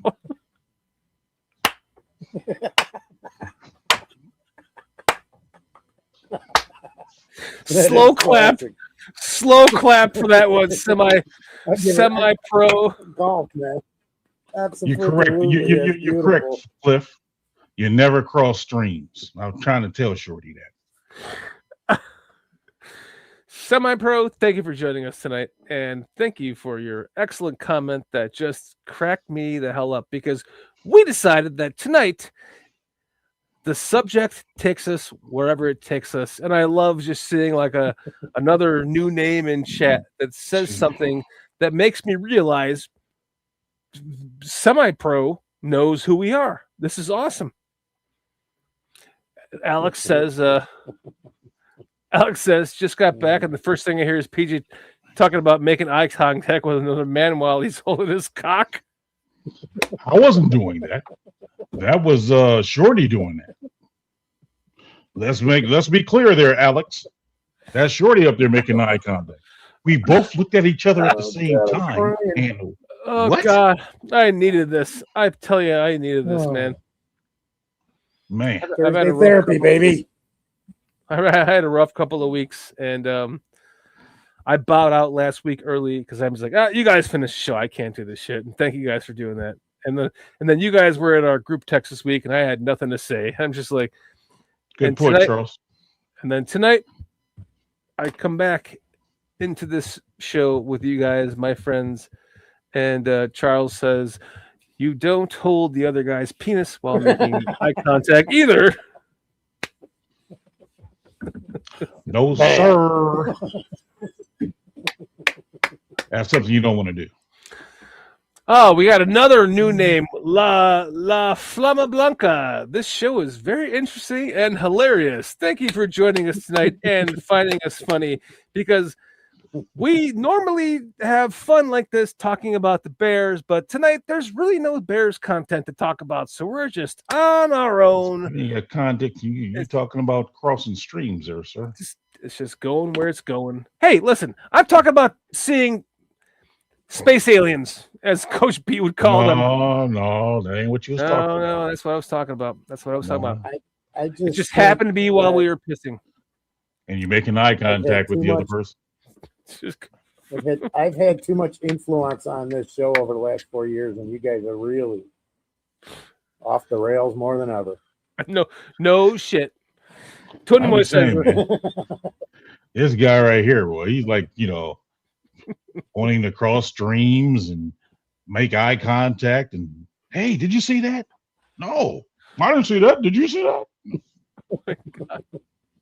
Quit looking at my Tony- junk. And you want to lay down in the grass and look up at the sky? Hey man, we're taking a piss. What's really going on, bro? The UFOs were following our piss streams in opposite directions. That's my point. Don't take it the wrong way, PJ. I don't know, Peach. I've seen some pictures of him hanging out with his buddies, and I just don't know, man. That's what I'm saying. Don't know. They were laying all over the floor, all over each other. Dang. Don't know. And you're talking about we were laying in the grass. First of all, I don't know of many grown men laying in the grass these days, but okay. Laying in the grass, looking up at the stars, didn't start meditating on what was you was meditating on? The UFOs? What was it? We were meditating to our GPS positions to bring the UFOs to us. Like a crock of bull. I don't know what it is. We were meditating our GPS positions. Like, I'm here, I'm looking up into outer space from here. So is he. Mm-hmm. Looked up after like 10 minutes, nothing there. Both walked off to piss in totally opposite directions. We were a half a mile away from each other. A half a mile. Mm-hmm. We both saw the same yard. lightning streak In the same yard. sky in our piss stream. A half a mile in the same yard, but go ahead. And then I talked to him on my walkie-talkie. I said, "Did you see that shit?" No, did you look at him in his eyes? No, I couldn't see him because I was a half mile away. No. You looked at him in his eyes. No, we had walkie-talkies. I was like, "Did you see that shit?" He was like, "Yes, of course I did." Exactly, Yes, exactly, Cliff. That's what I'm talking about. How is he laying in the grass Jesus Christ. with fire You ants fucking around? assholes. You guys are fucking assholes. I'm just trying to figure it out, man. I'm just trying to get a clear understanding here, because I know when I was in South Carolina, fire ants were horrible. I know that because when I was doing my push-ups at Fort Jackson, South Carolina, in the sand, fire ants would crawl all over our hands. So how are you laying in the yard. I said I was taking a leak, man. I wasn't laying in the yard. Did he not say he was laying in the grass? I did not You guys say I were was laying in the grass. I did You not always say did. that. I said You did. we were sitting around We were laying in the a grass. smoldering Thank you, Foster. campfire, and we walked off in a different You direction. were laying in the grass, meditating It doesn't matter, to, Peach, because No, it's no, high I coordinate said- your GPS You system. said it. I said we were sitting in lawn chairs. See, We were sitting in No. chairs around a smoldering fire.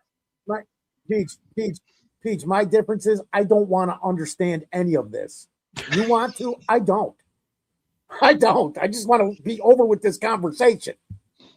No shit, I'm with you, man. 2 out of 3. Let's end I this want shit. stuff like this. I'll go down to my local bar. Hey, let's talk about the Bears.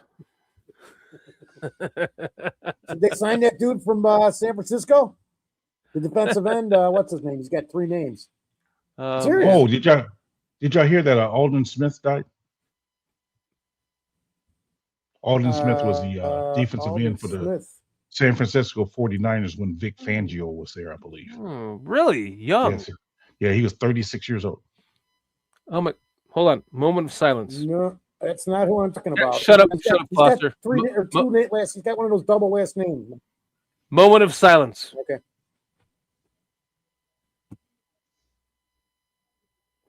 I'm sorry to hear that, man. That's awful. Yeah, That's too young to pass away. it really is.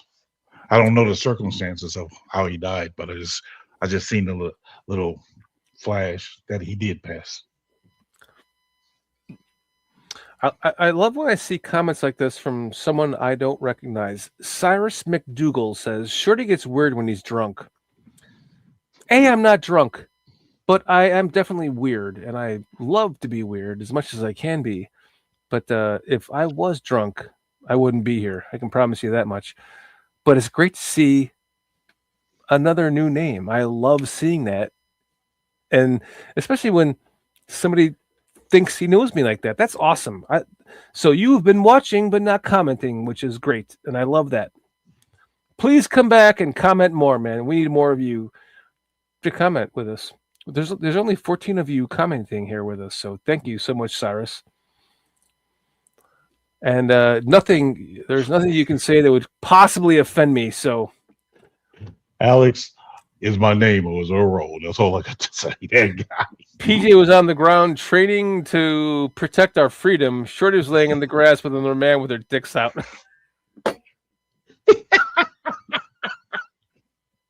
Oh my God. I should have said, the words that make it a clip. No, shit. I should have said that. Do not clip that. Do not clip that.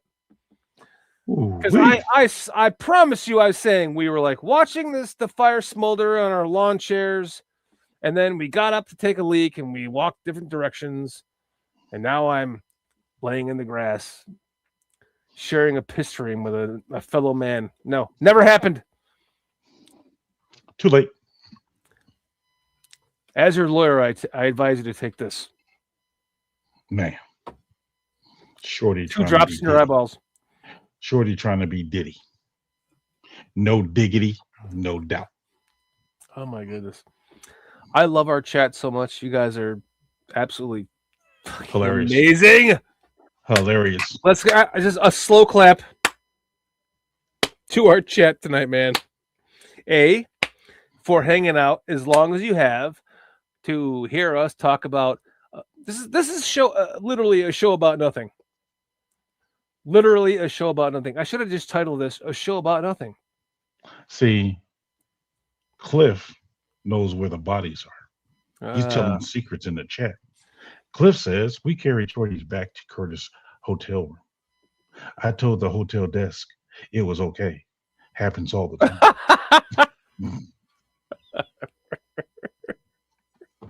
See, if I asked you to read that the first time, you wouldn't have said it like you were saying it. See, like that's why I wanted you to do at the opening of the show. Oh my goodness. That was a fun night, by the way, Cliff. That was a fun night. Lester Cockenstuff says Shorty gave his friend the Dutch rooter. The Dutch rudder. What's the Dutch rudder? Is it rudder or rudder? Oh, I've never heard of that one. Dutch rudder. Yeah, the Dutch rudder. That's a good one. I'd love to know what that means. Like, you know what a hot Carl is? Absolutely not. It's when Carl takes a dump across your chin and gives you a mustache. And you would know that how? Because of Carl? So he actually took a dump across your mustache. No, not mine. His Smy's. It was Smy's mustache. He gave Smy a mustache with a dump. Called it the hot Carl. Yeah, Carl told me all about it. Talk about being close. I guess they were really close. It sounds like it. Yeah. Yeah. Oh my goodness. This chat is absolutely alive right now, man. You guys are killing us, and it's great to All hang. 14 of you guys. Appreciate you. Yeah, it's like we're hanging out with you guys tonight, man. Man. You, But sometimes you just gotta, take a moment and laugh, man. Laugh at life, laugh at things around you, man. Make the best of it. I could not agree more. If I go an entire day without laughing, I realize that that's been a bad day. You ever done that, guys? Like, how about you, Peach? Like you go a whole day, you realize you haven't laughed. Like, laughing is an important part to our soul, man. Well, if I may. Yes, you have. You may. I'm gonna share a story. Please do. So I was talking with my coworkers, and I said, "There's three things. There's three things. Present coworkers? Yes. Okay. I said, there's three things that you got to have at least one of them to make a person want to work there. You either have to have good finances, pay them a lot of money, or you got to have nice facilities,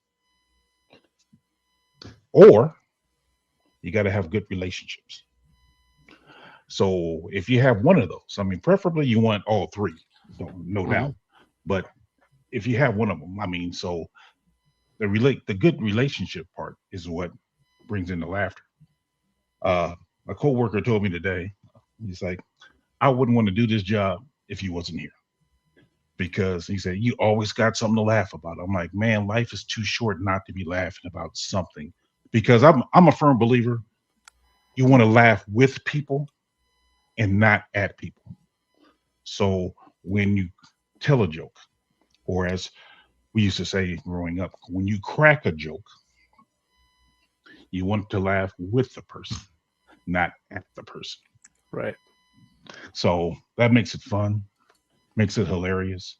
So when, guys come on visits and trying to decide what, school to go to, I said, look, I'll just be honest with you guys. I'll tell you like it is, and laugh at you at the same time, or laugh with you at the same time.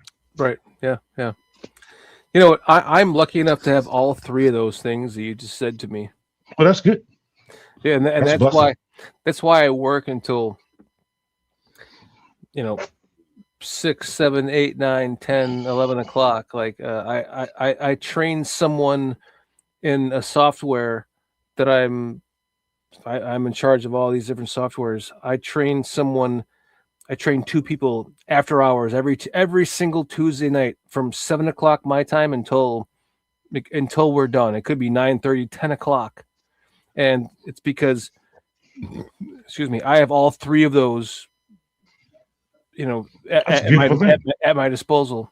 And it makes me want to do more for my company. So I agree with you on that, man. You are correct. To the conversation. That's old school, PJ. You got an old soul. Yep. To the conversation we was having earlier. And that's what I mean. It's like, for me to say that I'm old school, I do not take offense to that. I think it's somewhat of a compliment, because again, to me, when life was a simpler time, 70s, 60s, 50s, 40s. When the lights come on. When the lights come on, you got to go in the house. Those Get type the of hell things. out of my house until the lights come on, man. So I mean, there was a simpler times, and I think for me, it's like that's a blessing. I mean, to be able to reflect upon that, because my mom would always give me the greatest one-liners. Mhm. What was that thing? It took me forever to figure out. You never look a gift horse in the mouth. Mhm. It took me forever to figure that out. I was like, what do you mean you don't look a gift horse in the mouth? What does that mean? I Right? mean, I couldn't figure that out for nothing. So she had to just help. She said, well, how you can tell whether or not a horse is a good horse or not, you want to look at his teeth, because if he has bad teeth, means he's not eating right. So therefore he won't stay healthy for long. So if you're being gifted a horse, you don't want to look in the mouth, because that's a sign of disrespect to the person who's giving it to you, because you're being gifted a free horse. So you don't want to look a gifted horse in the mouth, because you're showing him that you're not appreciative of getting this horse. Wow. Isn't it like when you truly understand these old sayings, when you truly understand what they mean, like, because we all say them and Yeah. but we don't truly know what they mean. But when you know the actual understanding of them, it Yes. just is like a revolution moment for you, right? Like, Yeah, you're like, wow. I mean, that's what I'm saying. I mean, so looking back at the things that my mom would tell me, because she was always good for that. I mean, she would come up with these sayings, and I'm like, in awe, like, what does that mean? And then as you get older, you start figuring it out. You don't put all your eggs in one basket. right. I'm like, then what am I supposed to do with them, Mom? I mean, I'm like a little kid trying to figure this out. What did you do with them? I mean, you don't put all your eggs in one basket. What? Well, you don't put them all in one basket, because if something happens all to that gone. basket, they're all gone. My So dad, again, man, my yeah. dad used to always say, 6 to 1, half a dozen to another. We talking about something, he'd be like, 6 to 1, half a dozen to another. Like, It's 6 in one hand, half a dozen in the other. but he always said 6 to 1, half a dozen to another, meaning it's some people call it 6, some people call it a half a dozen. Right. It's the same thing, but to your point, it's Yeah. But can you say that again, please? 6 in one hand, half a dozen in the other. Okay, yes, same thing. Like, so, this is years ago. He was saying this to me, and at first I was like, what does that mean? Like, okay, yeah, okay, yeah. But then he kept saying it, and he was like, that was like his phrase, right? It became his phrase, like 6 1, half a dozen to another. And now I find myself all the time saying that, and I'm like, I hear my dad in my head. I'm like, God, I love you, Dad. I love you, man. Thank you for. I just said that today, actually, because I'm training a bunch of employees at work, and it's like this one employee was like, well, should I do it this way or that way? I'm like, either way is the same thing. If you want to do one it, hand, half a dozen in the other. if you want to do this first or do this second, it doesn't matter which order you do it in. Just do it this way or that way. It's 6 to 1, half a dozen to another, or it's 6 in one hand, half a dozen in the other. And I caught myself thinking about that. I was like, thank you, Dad. Like, I love you, Dad. Like, Yeah. it's just those are those little things that our parents instill in us that, like, every time you say that, right, you think about your mom. And I every time I say that, I did it today, and I just like I thought about my dad. I'm like, I love you, Dad. Tell me whether or not you heard this one before. A bird in the hand is better than 10 in the bush. Yes, but I do not understand it. Okay. A bird in one hand means you actually have the bird. Yes. Is better than 10 in the bush that you haven't gotten yet. Let me ask you this. You ever held a bird in your hand? No. I've held 2. Okay. I'll tell you the first one. It was a hummingbird. Oh, wow. It's real small, right? A hummingbird is. Yeah. God, yeah. like, has anyone in this chat ever held a hummingbird in their hand? I'm going to tell you how it happened for me. A hummingbird got into my garage, and it was buzzing around the light. Mm-hmm. And I just got on a ladder, and I went up there, and I went, and grabbed him and went outside the garage and went like slowly opened my hand and I looked at him. Boop, gone. Yeah, they fast. The second bird that I ever held in my hand was a cardinal. This cardinal flew into my window. Boop. You ever heard a bird fly under your window and you might see him dead or find him dead because they flew into your window? This bird went blink into my window. Like my wife and I were like, what the hell? Went outside. This bird's like, oh my God. So I picked up like a cartoon. Yeah. I picked up this cardinal off of my patio and brought him out. And I was holding him, looking at him for a little while and making sure he was okay because I didn't want him or her to. It was a her because she was red. It was a red cardinal. I didn't want her to die, so I was like, I held her for a while to keep her warm, and I put her in the grass, and then I went out there like a couple hours later, and she was gone. So I've Garrus Vicarian, thank you for joining us. Held a parakeet. Yes. Oh, everyone. A lot of people held a parakeet. That's a good answer. I've never held one. A parakeet, those are pets though, you know? Yeah, but see, my I don't want to say my fear, what I worry about, because I've seen this thing on TV, maybe TV just ruins me, but I've seen this thing on TV that says, birds carry bird mites, these little insect things. Yes. I had a cardinal that was on a bird feeder that we had on our window so we could see him, and we could see him fly in and out of the trees, the bushes into the bird feeder, and he had a fucking mohawk. We called him Telly for Telly Savalas. No, he was bald. Sorry. He was bald. He had those mites that ate all the feathers off of his head, so we call him Telly for Telly Savalas. So that's why I don't touch birds. Interesting. I'm a word because I seen this thing on I think it was renovating houses. Yeah. So what they did, there was a bird nest in the, what is that called? The soffit. Yeah. Instead of excavating it the right way, they just basically covered it. So the bird mites that was in the nest worked its way into the house, and the people start. Yeah, that's what I'm saying. So I'm like, I'm good on birds. I'm good. Yeah, I agree. Listen, we're over 2 hours. You want to end this? I got to take a leak. Yeah, we can go ahead and end this. Guys in the chat, I want to personally say thank each and every one of you for joining us tonight. I appreciate your input in the chat. Thank you for sharing your stories, sharing in the laughter, sharing in our stories, and man, being a part of it. So thank you guys who never commented before, stepping up and commenting. Thank you.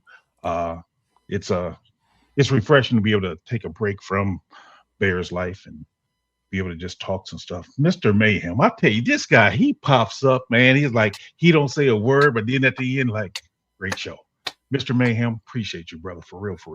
But yeah, guys, I do want to say thank you. Seriously, thank you.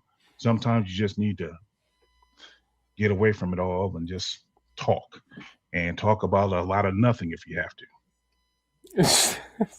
And Alex, that will never happen. Shorty and I we will never cross streams. I promise you that. I can promise you that too, my friend.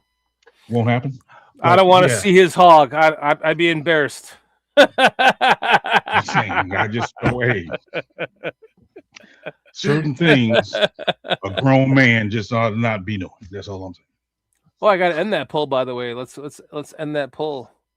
I didn't know there was a poll up. I put one up. 80% of our chat said, "Will the Bears address the edge position before the trade deadline?" 80% said yes. 20% said no. Before the trade deadline? Yeah, before the trade deadline. I say no. That's in October, right? Yeah, that's gonna be when Austin Booker is gonna be a superstar. That's my IMO, my own opinion. I mean, that takes me back to, if I just may say this, I know you want to end the show, but I just got to say this. No, actually, I'm going to let you say that while I go take a leak, and then we can end the show. Okay. Well, I'll say this. I think the way, if you look at Dennis Allen's history of defensive ends, there is not one outside of Khalil Mack and Von Miller, who were top 5 picks, that ever were Pro Bowlers underneath his watch. I mean, he had some. Wait a minute, I lied. I'm sorry, I said this wrong. He does have a history of having defensive ends who are Pro Bowlers. He doesn't have a history of having defensive tackles who are Pro Bowlers. So I stand corrected. I correct myself. So I think Austin Booker can be good.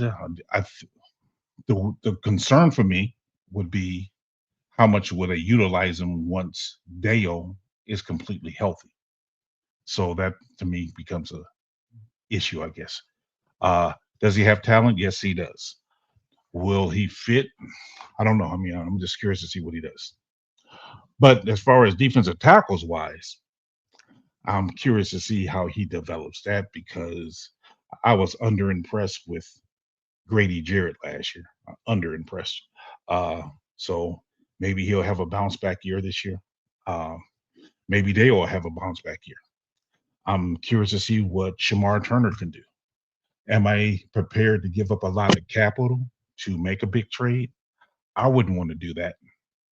I think if you can give up a third for maybe Thibodeau or a third for maybe Sweat in Arizona, Josh Sweat, I think his name is. Okay, I'd be curious to do something like that. But a first or a second, no, because we still need some pieces as we go forward because Caleb's contract's coming up. Darnell Wright's contract's coming up. Then you got to deal with Odunze's contract. So, yeah, you got to start watching some of your spending here. Motivated Dale. I don't know what a motivated Dale looks like. Ice cold magician, because I think the most sacks he ever had in 1 year was 7.5. So, and I think a lot of that when he moved to the inside playing the 3 technique when he was able to get some of those sacks. So my question becomes, if you move into the inside to play the 3 technique, what are you doing with Javon Dexter? What are you doing with Grady Jarrett? What are you doing with Jordan Vandenberg? I mean, so there's only so many positions on the inside to do. So I don't know. I mean, I don't know. And then Grady's undersized as far as he's 6'1". I mean, he used to play with a high motor. How much of a high motor does he have now, being that he's in his 30s? So I don't know. Are we finally talking about the Bears? Well, yeah, I was answering some questions or addressing some issues there, or some things that people brought up because they said a motivated Dale, and I said, Dale. I mean, the most sacks he ever had 1 year is 7.5. So how motivated will he get? Yeah, I mean, if we're going to finally talk about the Bears, ice cold magician, I've never liked that signing, and I don't believe. In fact, when I think about this Bears defense this year, he is not even a name that comes to my mind. But I did hear someone or see someone in chat say earlier that Shamar Turner is not coming back until later in the season because he's still that injured. Is that true? Torn ACL? Is that it? From last year, yeah. I mean, you never can tell. I mean, that's what I'm saying. You never can tell how these injuries are going to pan out. So, I mean, I would definitely not rush him. I mean, to me, he's an investment you want to take your time with. Yeah, but you're running out of years now. You have 2 more after this. Why ruin him? I wouldn't ruin him though. I mean, my thing is, yeah, you want him to play, but if I bring him back and he does just okay, or I'll set him a little bit longer, and then his final 2 years of the contract, he really shines, I'd rather have that. Because if he can start shining in his last 2 years, by then I'd probably be moved on from Grady and Dale. So now it's time for Shamar to step up. Cliff says, let's hope Vandenberg makes a 53. He could be this year's. I agree with you. This year's Monangai. I think Vandenberg is not only going to be this year's Monangai, but he could be a newer version of. I'm not going to say any names, but he could be a new a new modern version of a great defensive tackle for the Bears.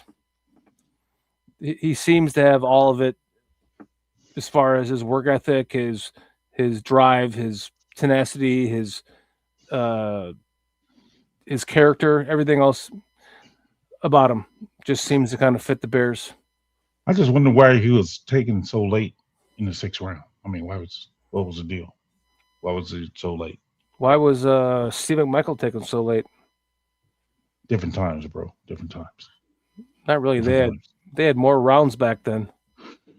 Still different times, bro. It's different times. I mean, less exposure, less lot. It was just different times way back then. In the 70s, can't even compare to what it's like now. 50 years ago. Yes, Steve Rogers, new Mongo. That's who I was thinking of. And why would you ask me that question? Because you were thinking it too, bro. I know you were. Come on. Don't deny it.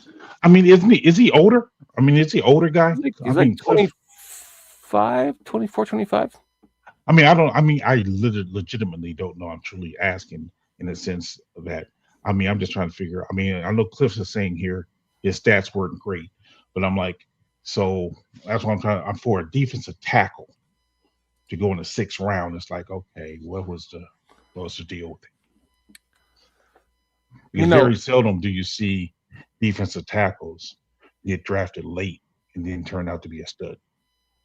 Now, running backs like McGunn guy, you have undrafted free agents or 6th round picks. What was it? Davis for the Broncos when he drafted in the 6th round or something like that, and he became a Hall of Famer, Super Bowl champion. Yeah, I'm So that happens with running backs and defensive tackle. That's true, but what I have the most faith in with this regime is Ben Johnson. And I think we could all 100% agree on that. Like he has changed the game for this team. And then he goes and gets DA, and DA is, one of those good, really good top defensive coordinators who got a couple of different head coaching jobs and didn't work out. But now he's back to us as a DC. I really truly believe last season it's not the measurement of what Dennis Allen is as a defensive coordinator. We have to get him the pieces, and I believe that with his vision and with Ben Johnson, and Ryan Poles is not going to draft the guy that Ryan Poles wants. Ryan Poles is going to draft the guy that everyone comes to the consensus on that's available. And that happened in the last regime, and it's happening in this regime. And that's why we saw this last draft was so spectacular. We saw like 5 of those drafted players play, and not only play, but do well or way above average. And I'm talking all the way down to the guard that we drafted. I forget his name. I'm sorry. Newman playing in a game and a half really well. Gave us hope for the future that when he comes in whatever position he might be playing in. And then we lose. I think it was a blessing that we lost our center in Dahlman. And then I wish we wouldn't have, wasted the draft pick for Bradbury, but then we get the center of the future in Logan. And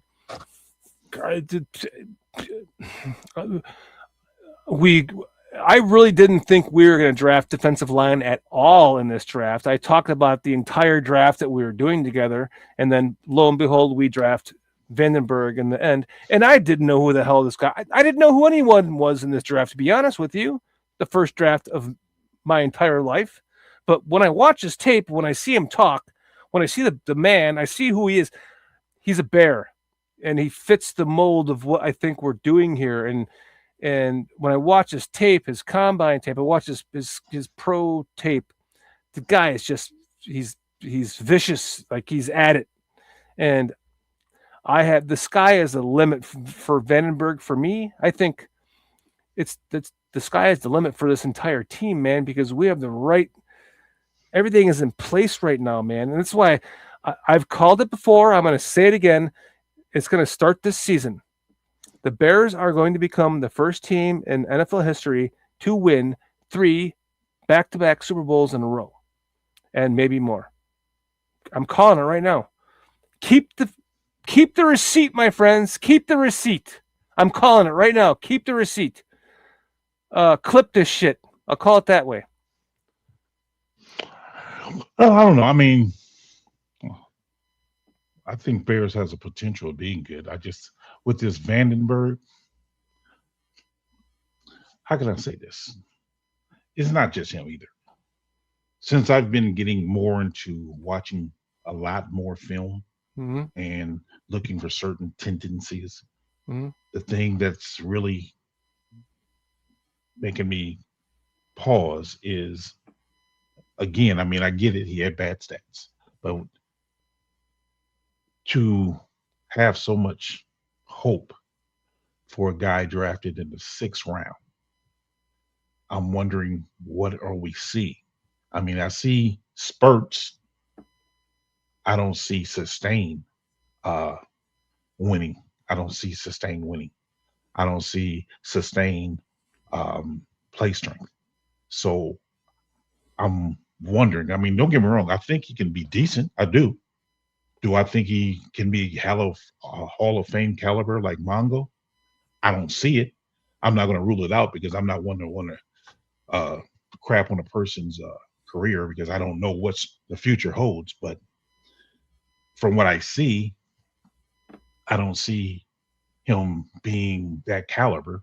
But I do see spurts where he does make plays, and that seen times where he kind of like disappears.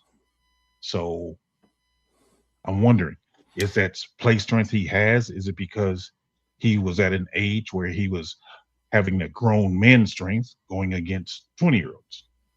Mm-hmm. Talking about Jordan Vandenberg. Yes. Yes. You may be right, but we will definitely find out. That's for sure. Absolutely. But that's why I was just wondering. I mean, I just think that, I mean, I do agree with you though. The arrow is definitely pointing up, and I'm real curious to see how Logan Jones developed. Iowa linemen are Logan Jones is. yeah. I'm really curious to see how he works out because I think that was a surprise draft pick. Not that it wasn't needed, but because they drafted Newman last year. Not to me.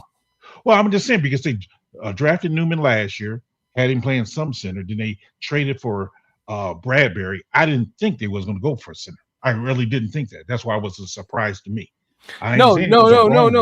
Newman played guard this year. He didn't play center. But he played some preseason center. And that's what the talk was. Are they going to try to convert him to a center? Then they even got the center from Arkansas who was drafted by the what's that called? Redskins. What's it called? Commanders. Stromberg. He played he got drafted in the 3rd round by the Commanders. Played 2 years with the Commanders, and then Bears picked him up off waivers. So I'm like, were they trying to groom him into being a center? That's why when they actually got Logan Jones, I was truly surprised. Man, I'll say it for the last time. I went into this draft not knowing anyone. I had not scouted a single player. I knew no names, nothing. Going into day 2, my Coach B called me and we were talking about it. He's like, so the Bears going to draft a defensive tackle today? They're going to have to go for so and so and so and so and so. So I'm like, I don't believe they're going to draft a defensive lineman at all. I said, what I want right now in this draft is a center in round 2. And he was like, how about Logan Jones? And I was like, well, he said, how about Logan Jones out of Iowa? I was like, let me look him up. I was like, wait a second, Iowa? Any offensive lineman, defensive lineman out of Iowa, sign me up. So I looked at his tape. I'm like, done. This is the guy I am now in love with. This is the guy that I want the Bears to draft in the 2nd round because I want a center. I don't want a stopgap center going with our Hall of Fame quarterback for the next 15 years. I want the center that's going to be going with Caleb from now until the end of his career, not Bradbury, not even Dahlman for the next 4. I want a stopgap end all be all. I want an Olin Kreutz. I want a Jay Hilgenberg that's going to go to pair with our Caleb Williams. And I was like, and now I'm pissed off that you turned me on to this guy, Coach B, because I am in love with him and I know they're not going to draft him. And lo and behold, when that name came pulled up on the second day of the draft, I lost my shit on our draft show. And the mere fact that he was, I think, the highest rated center, and Bears was able to get him in the second round. Because if you remember the last few years, it seemed like the highest rated center had been going in the first round. Yes. So Bears was able to get him in the second round, which was pretty good. Because I remember I had a fleeting moment because I'm watching a little bit of the pre-draft stuff, and they said, Logan Jones out of Iowa, highest rated center, projected going the second round. I'm like, second round? He's the highest rated center going in the second round? I mean, Frazier went in the first round. What was that kid? Everybody wanted it, went to the Raiders, was it? JP, what was his name? Out of Oregon, the center there. Yeah. John. I forgot his name. Jackson. Yeah, he had like 2 or 3 names or 3 names or something. Yeah, 3 names. JPJ, something like that. Yeah. It's like, okay, so that's why I'm like, so the highest rated center this year going to go in the second round. I mean, what's that about? But Logan Jones does have good movement skills. He has really good movement skills. And Raging Oracle says Logan has very good strength and a critical attribute. I don't know how well he anchors. I'm not going to lie. I don't know how well he anchors, but I know very, very well. But I know he has really good movement skills, and that's good. And something that Dolman had. And Cliff's saying he has great communication skills, the most important thing, and he works on it. Raging saying Iowa now has an excellent strength program. James Daniels, your guy, my guy too, I loved, is still pissed at the strength program that they had when he was there. Took Daniels 3.5 years to develop NFL play strength. So he's saying like Iowa now has excellent strength program back to when James Daniels did, which you and I were very high on James Daniels. You wanted him back, so did I. I thought we should have never let him go. But this was very critical to me as a Bears fan, is that we have so in my mind it's always been head coach. Well, it's always been quarterback, but then you want head coach, quarterback, and then center. Now left tackle. And then left tackle on offense. Okay. And then on defense, it's different. I want to get into that. Just talking about offense. So in my mind, we already have our left tackle. He's just injured right now. And hopefully we can have the fill-in with the kid from Alabama, or from the Browns, I should say. Oh, okay. Wells, or I know Wills, Jedrick Wills, yes. Thank you. But if Wills plays well this season, or even if Braxton Jones plays well this season, that's great, because I believe that our left tackle of the future is still Ozzie Trapillo. You just saw him pushing everyone out of Caleb Williams' way to get him that space to either step up in the pocket or just deliver the ball. And the injury happening so late in the season like that, was it the last game of the season or the playoffs or whatever? It was so late. Like, if he can come back early, I almost think that I'm hoping that we get the play out of Jedrick Wills or even Braxton Jones to begin with, that we give Ozzie the time to really truly heal, for being a man of his size, that he can heal that knee correctly. I agree. But now the whole thing is like that we have the center of the future, man, and we cannot let that combo break up. We have got to keep Caleb with that center, because they're going to be on the same page the whole time for the next foreseeable future, and then hopefully for even more. I was excited to hear that Amar Gaji was getting some second team reps at left tackle. For me, that guy is someone with potential. I think he has the potential to be good, really good, and be a starter at left tackle. Whether or not that plays out, I don't know. I don't. Wait, So, who? Karan Armagachi, Oh, yeah. the left tackle from Yale. Yep. He's a smart guy. Got some good play strength. But whether or not he puts it all together, I don't know. But it was good that to hear that they actually working him there. So I'm like, okay, he's getting a look. Man, I guess he'll show them whether or not he can do it. I agree, man. And our chat is agreeing with you as well. Listen, we went 2+ hours not talking about jack shit. Nothing about the Bears. I don't want to get another hour and a half into the show talking about the Bears with you, man, because I'm just glad we got a chance. I'm glad we was able to say a little bit something about the Bears. Yeah, me too. I agree. I appreciate the fact that our first 2 hours of the show was relaxed enough to where we can just have a conversation about nothing, a conversation about anything. So that was good to have. And then be able to turn it on to where we could spend 20 minutes or half an hour talking about the Bears, to where we did give the guys something of our thoughts. So yeah, thank you guys for joining in. Thank you for listening. Thank you for being a part of the discussion. Appreciate it. And having such a good time with us. And man, I had some really good laughs tonight because of our chat, man. We all did. That was a lot of fun, because sometimes it just has to be a show about nothing, man. It really does. And if we got Mike Donnelly County hopping in saying, you talked about farting for 30 minutes. Like, this is a name I've never seen before. Just hopping in, that's been listening the whole time. That's what I'm saying. You got guys in here who never say anything, and they commenting about our conversation that was really 2 hours ago talking about fart. An hour and a half ago talking about farts for 30 minutes, and he comes in and says this at the end, man.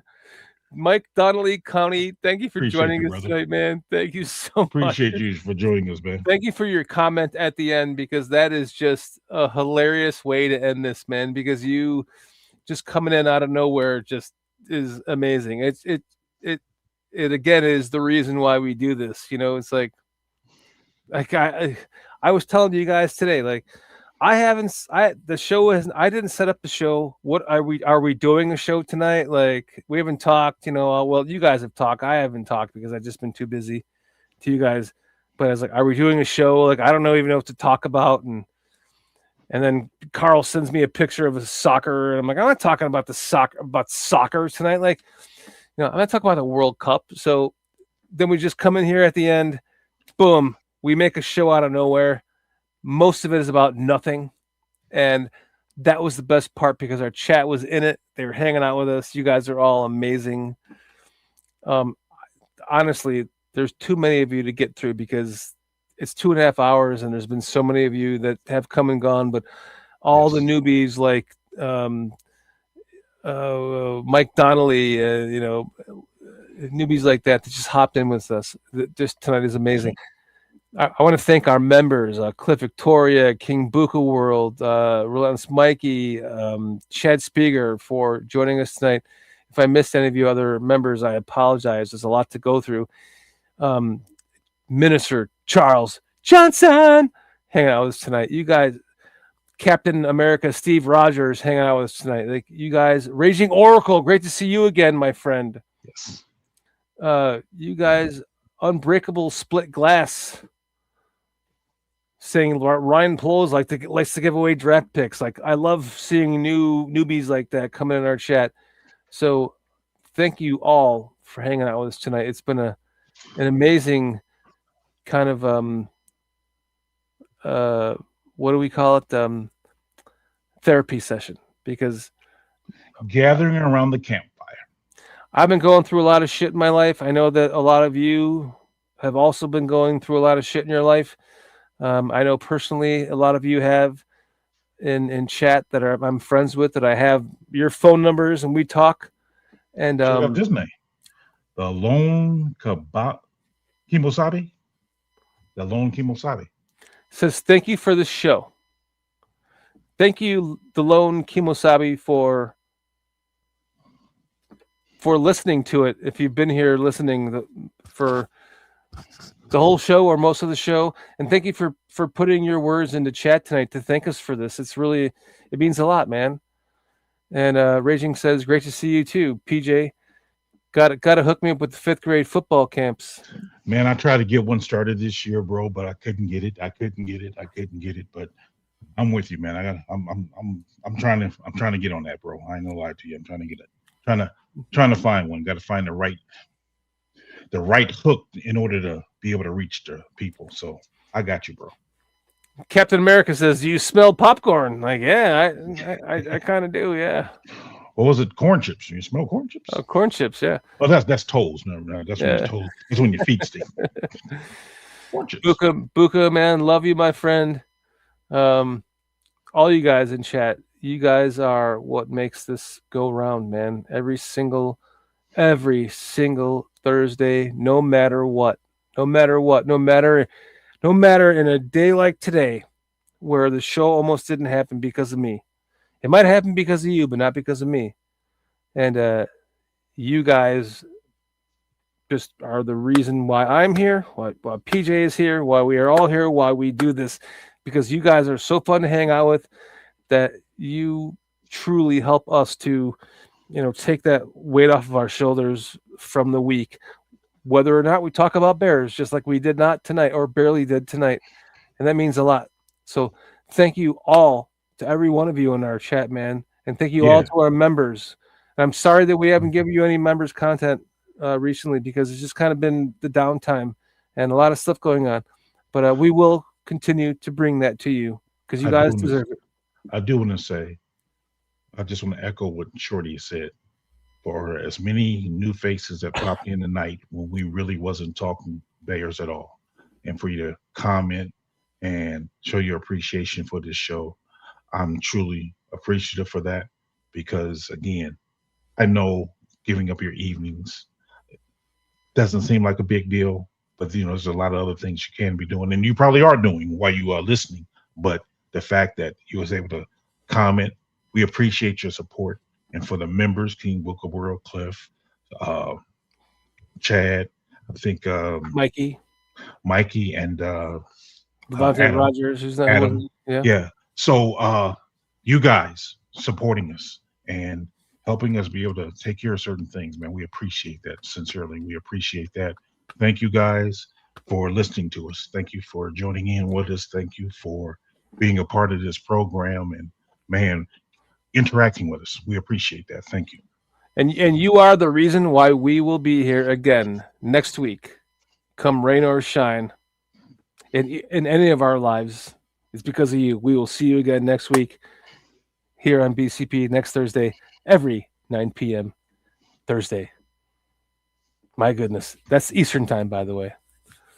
So same bat channel. Same bat time. Same BCP channel. Same BCP time.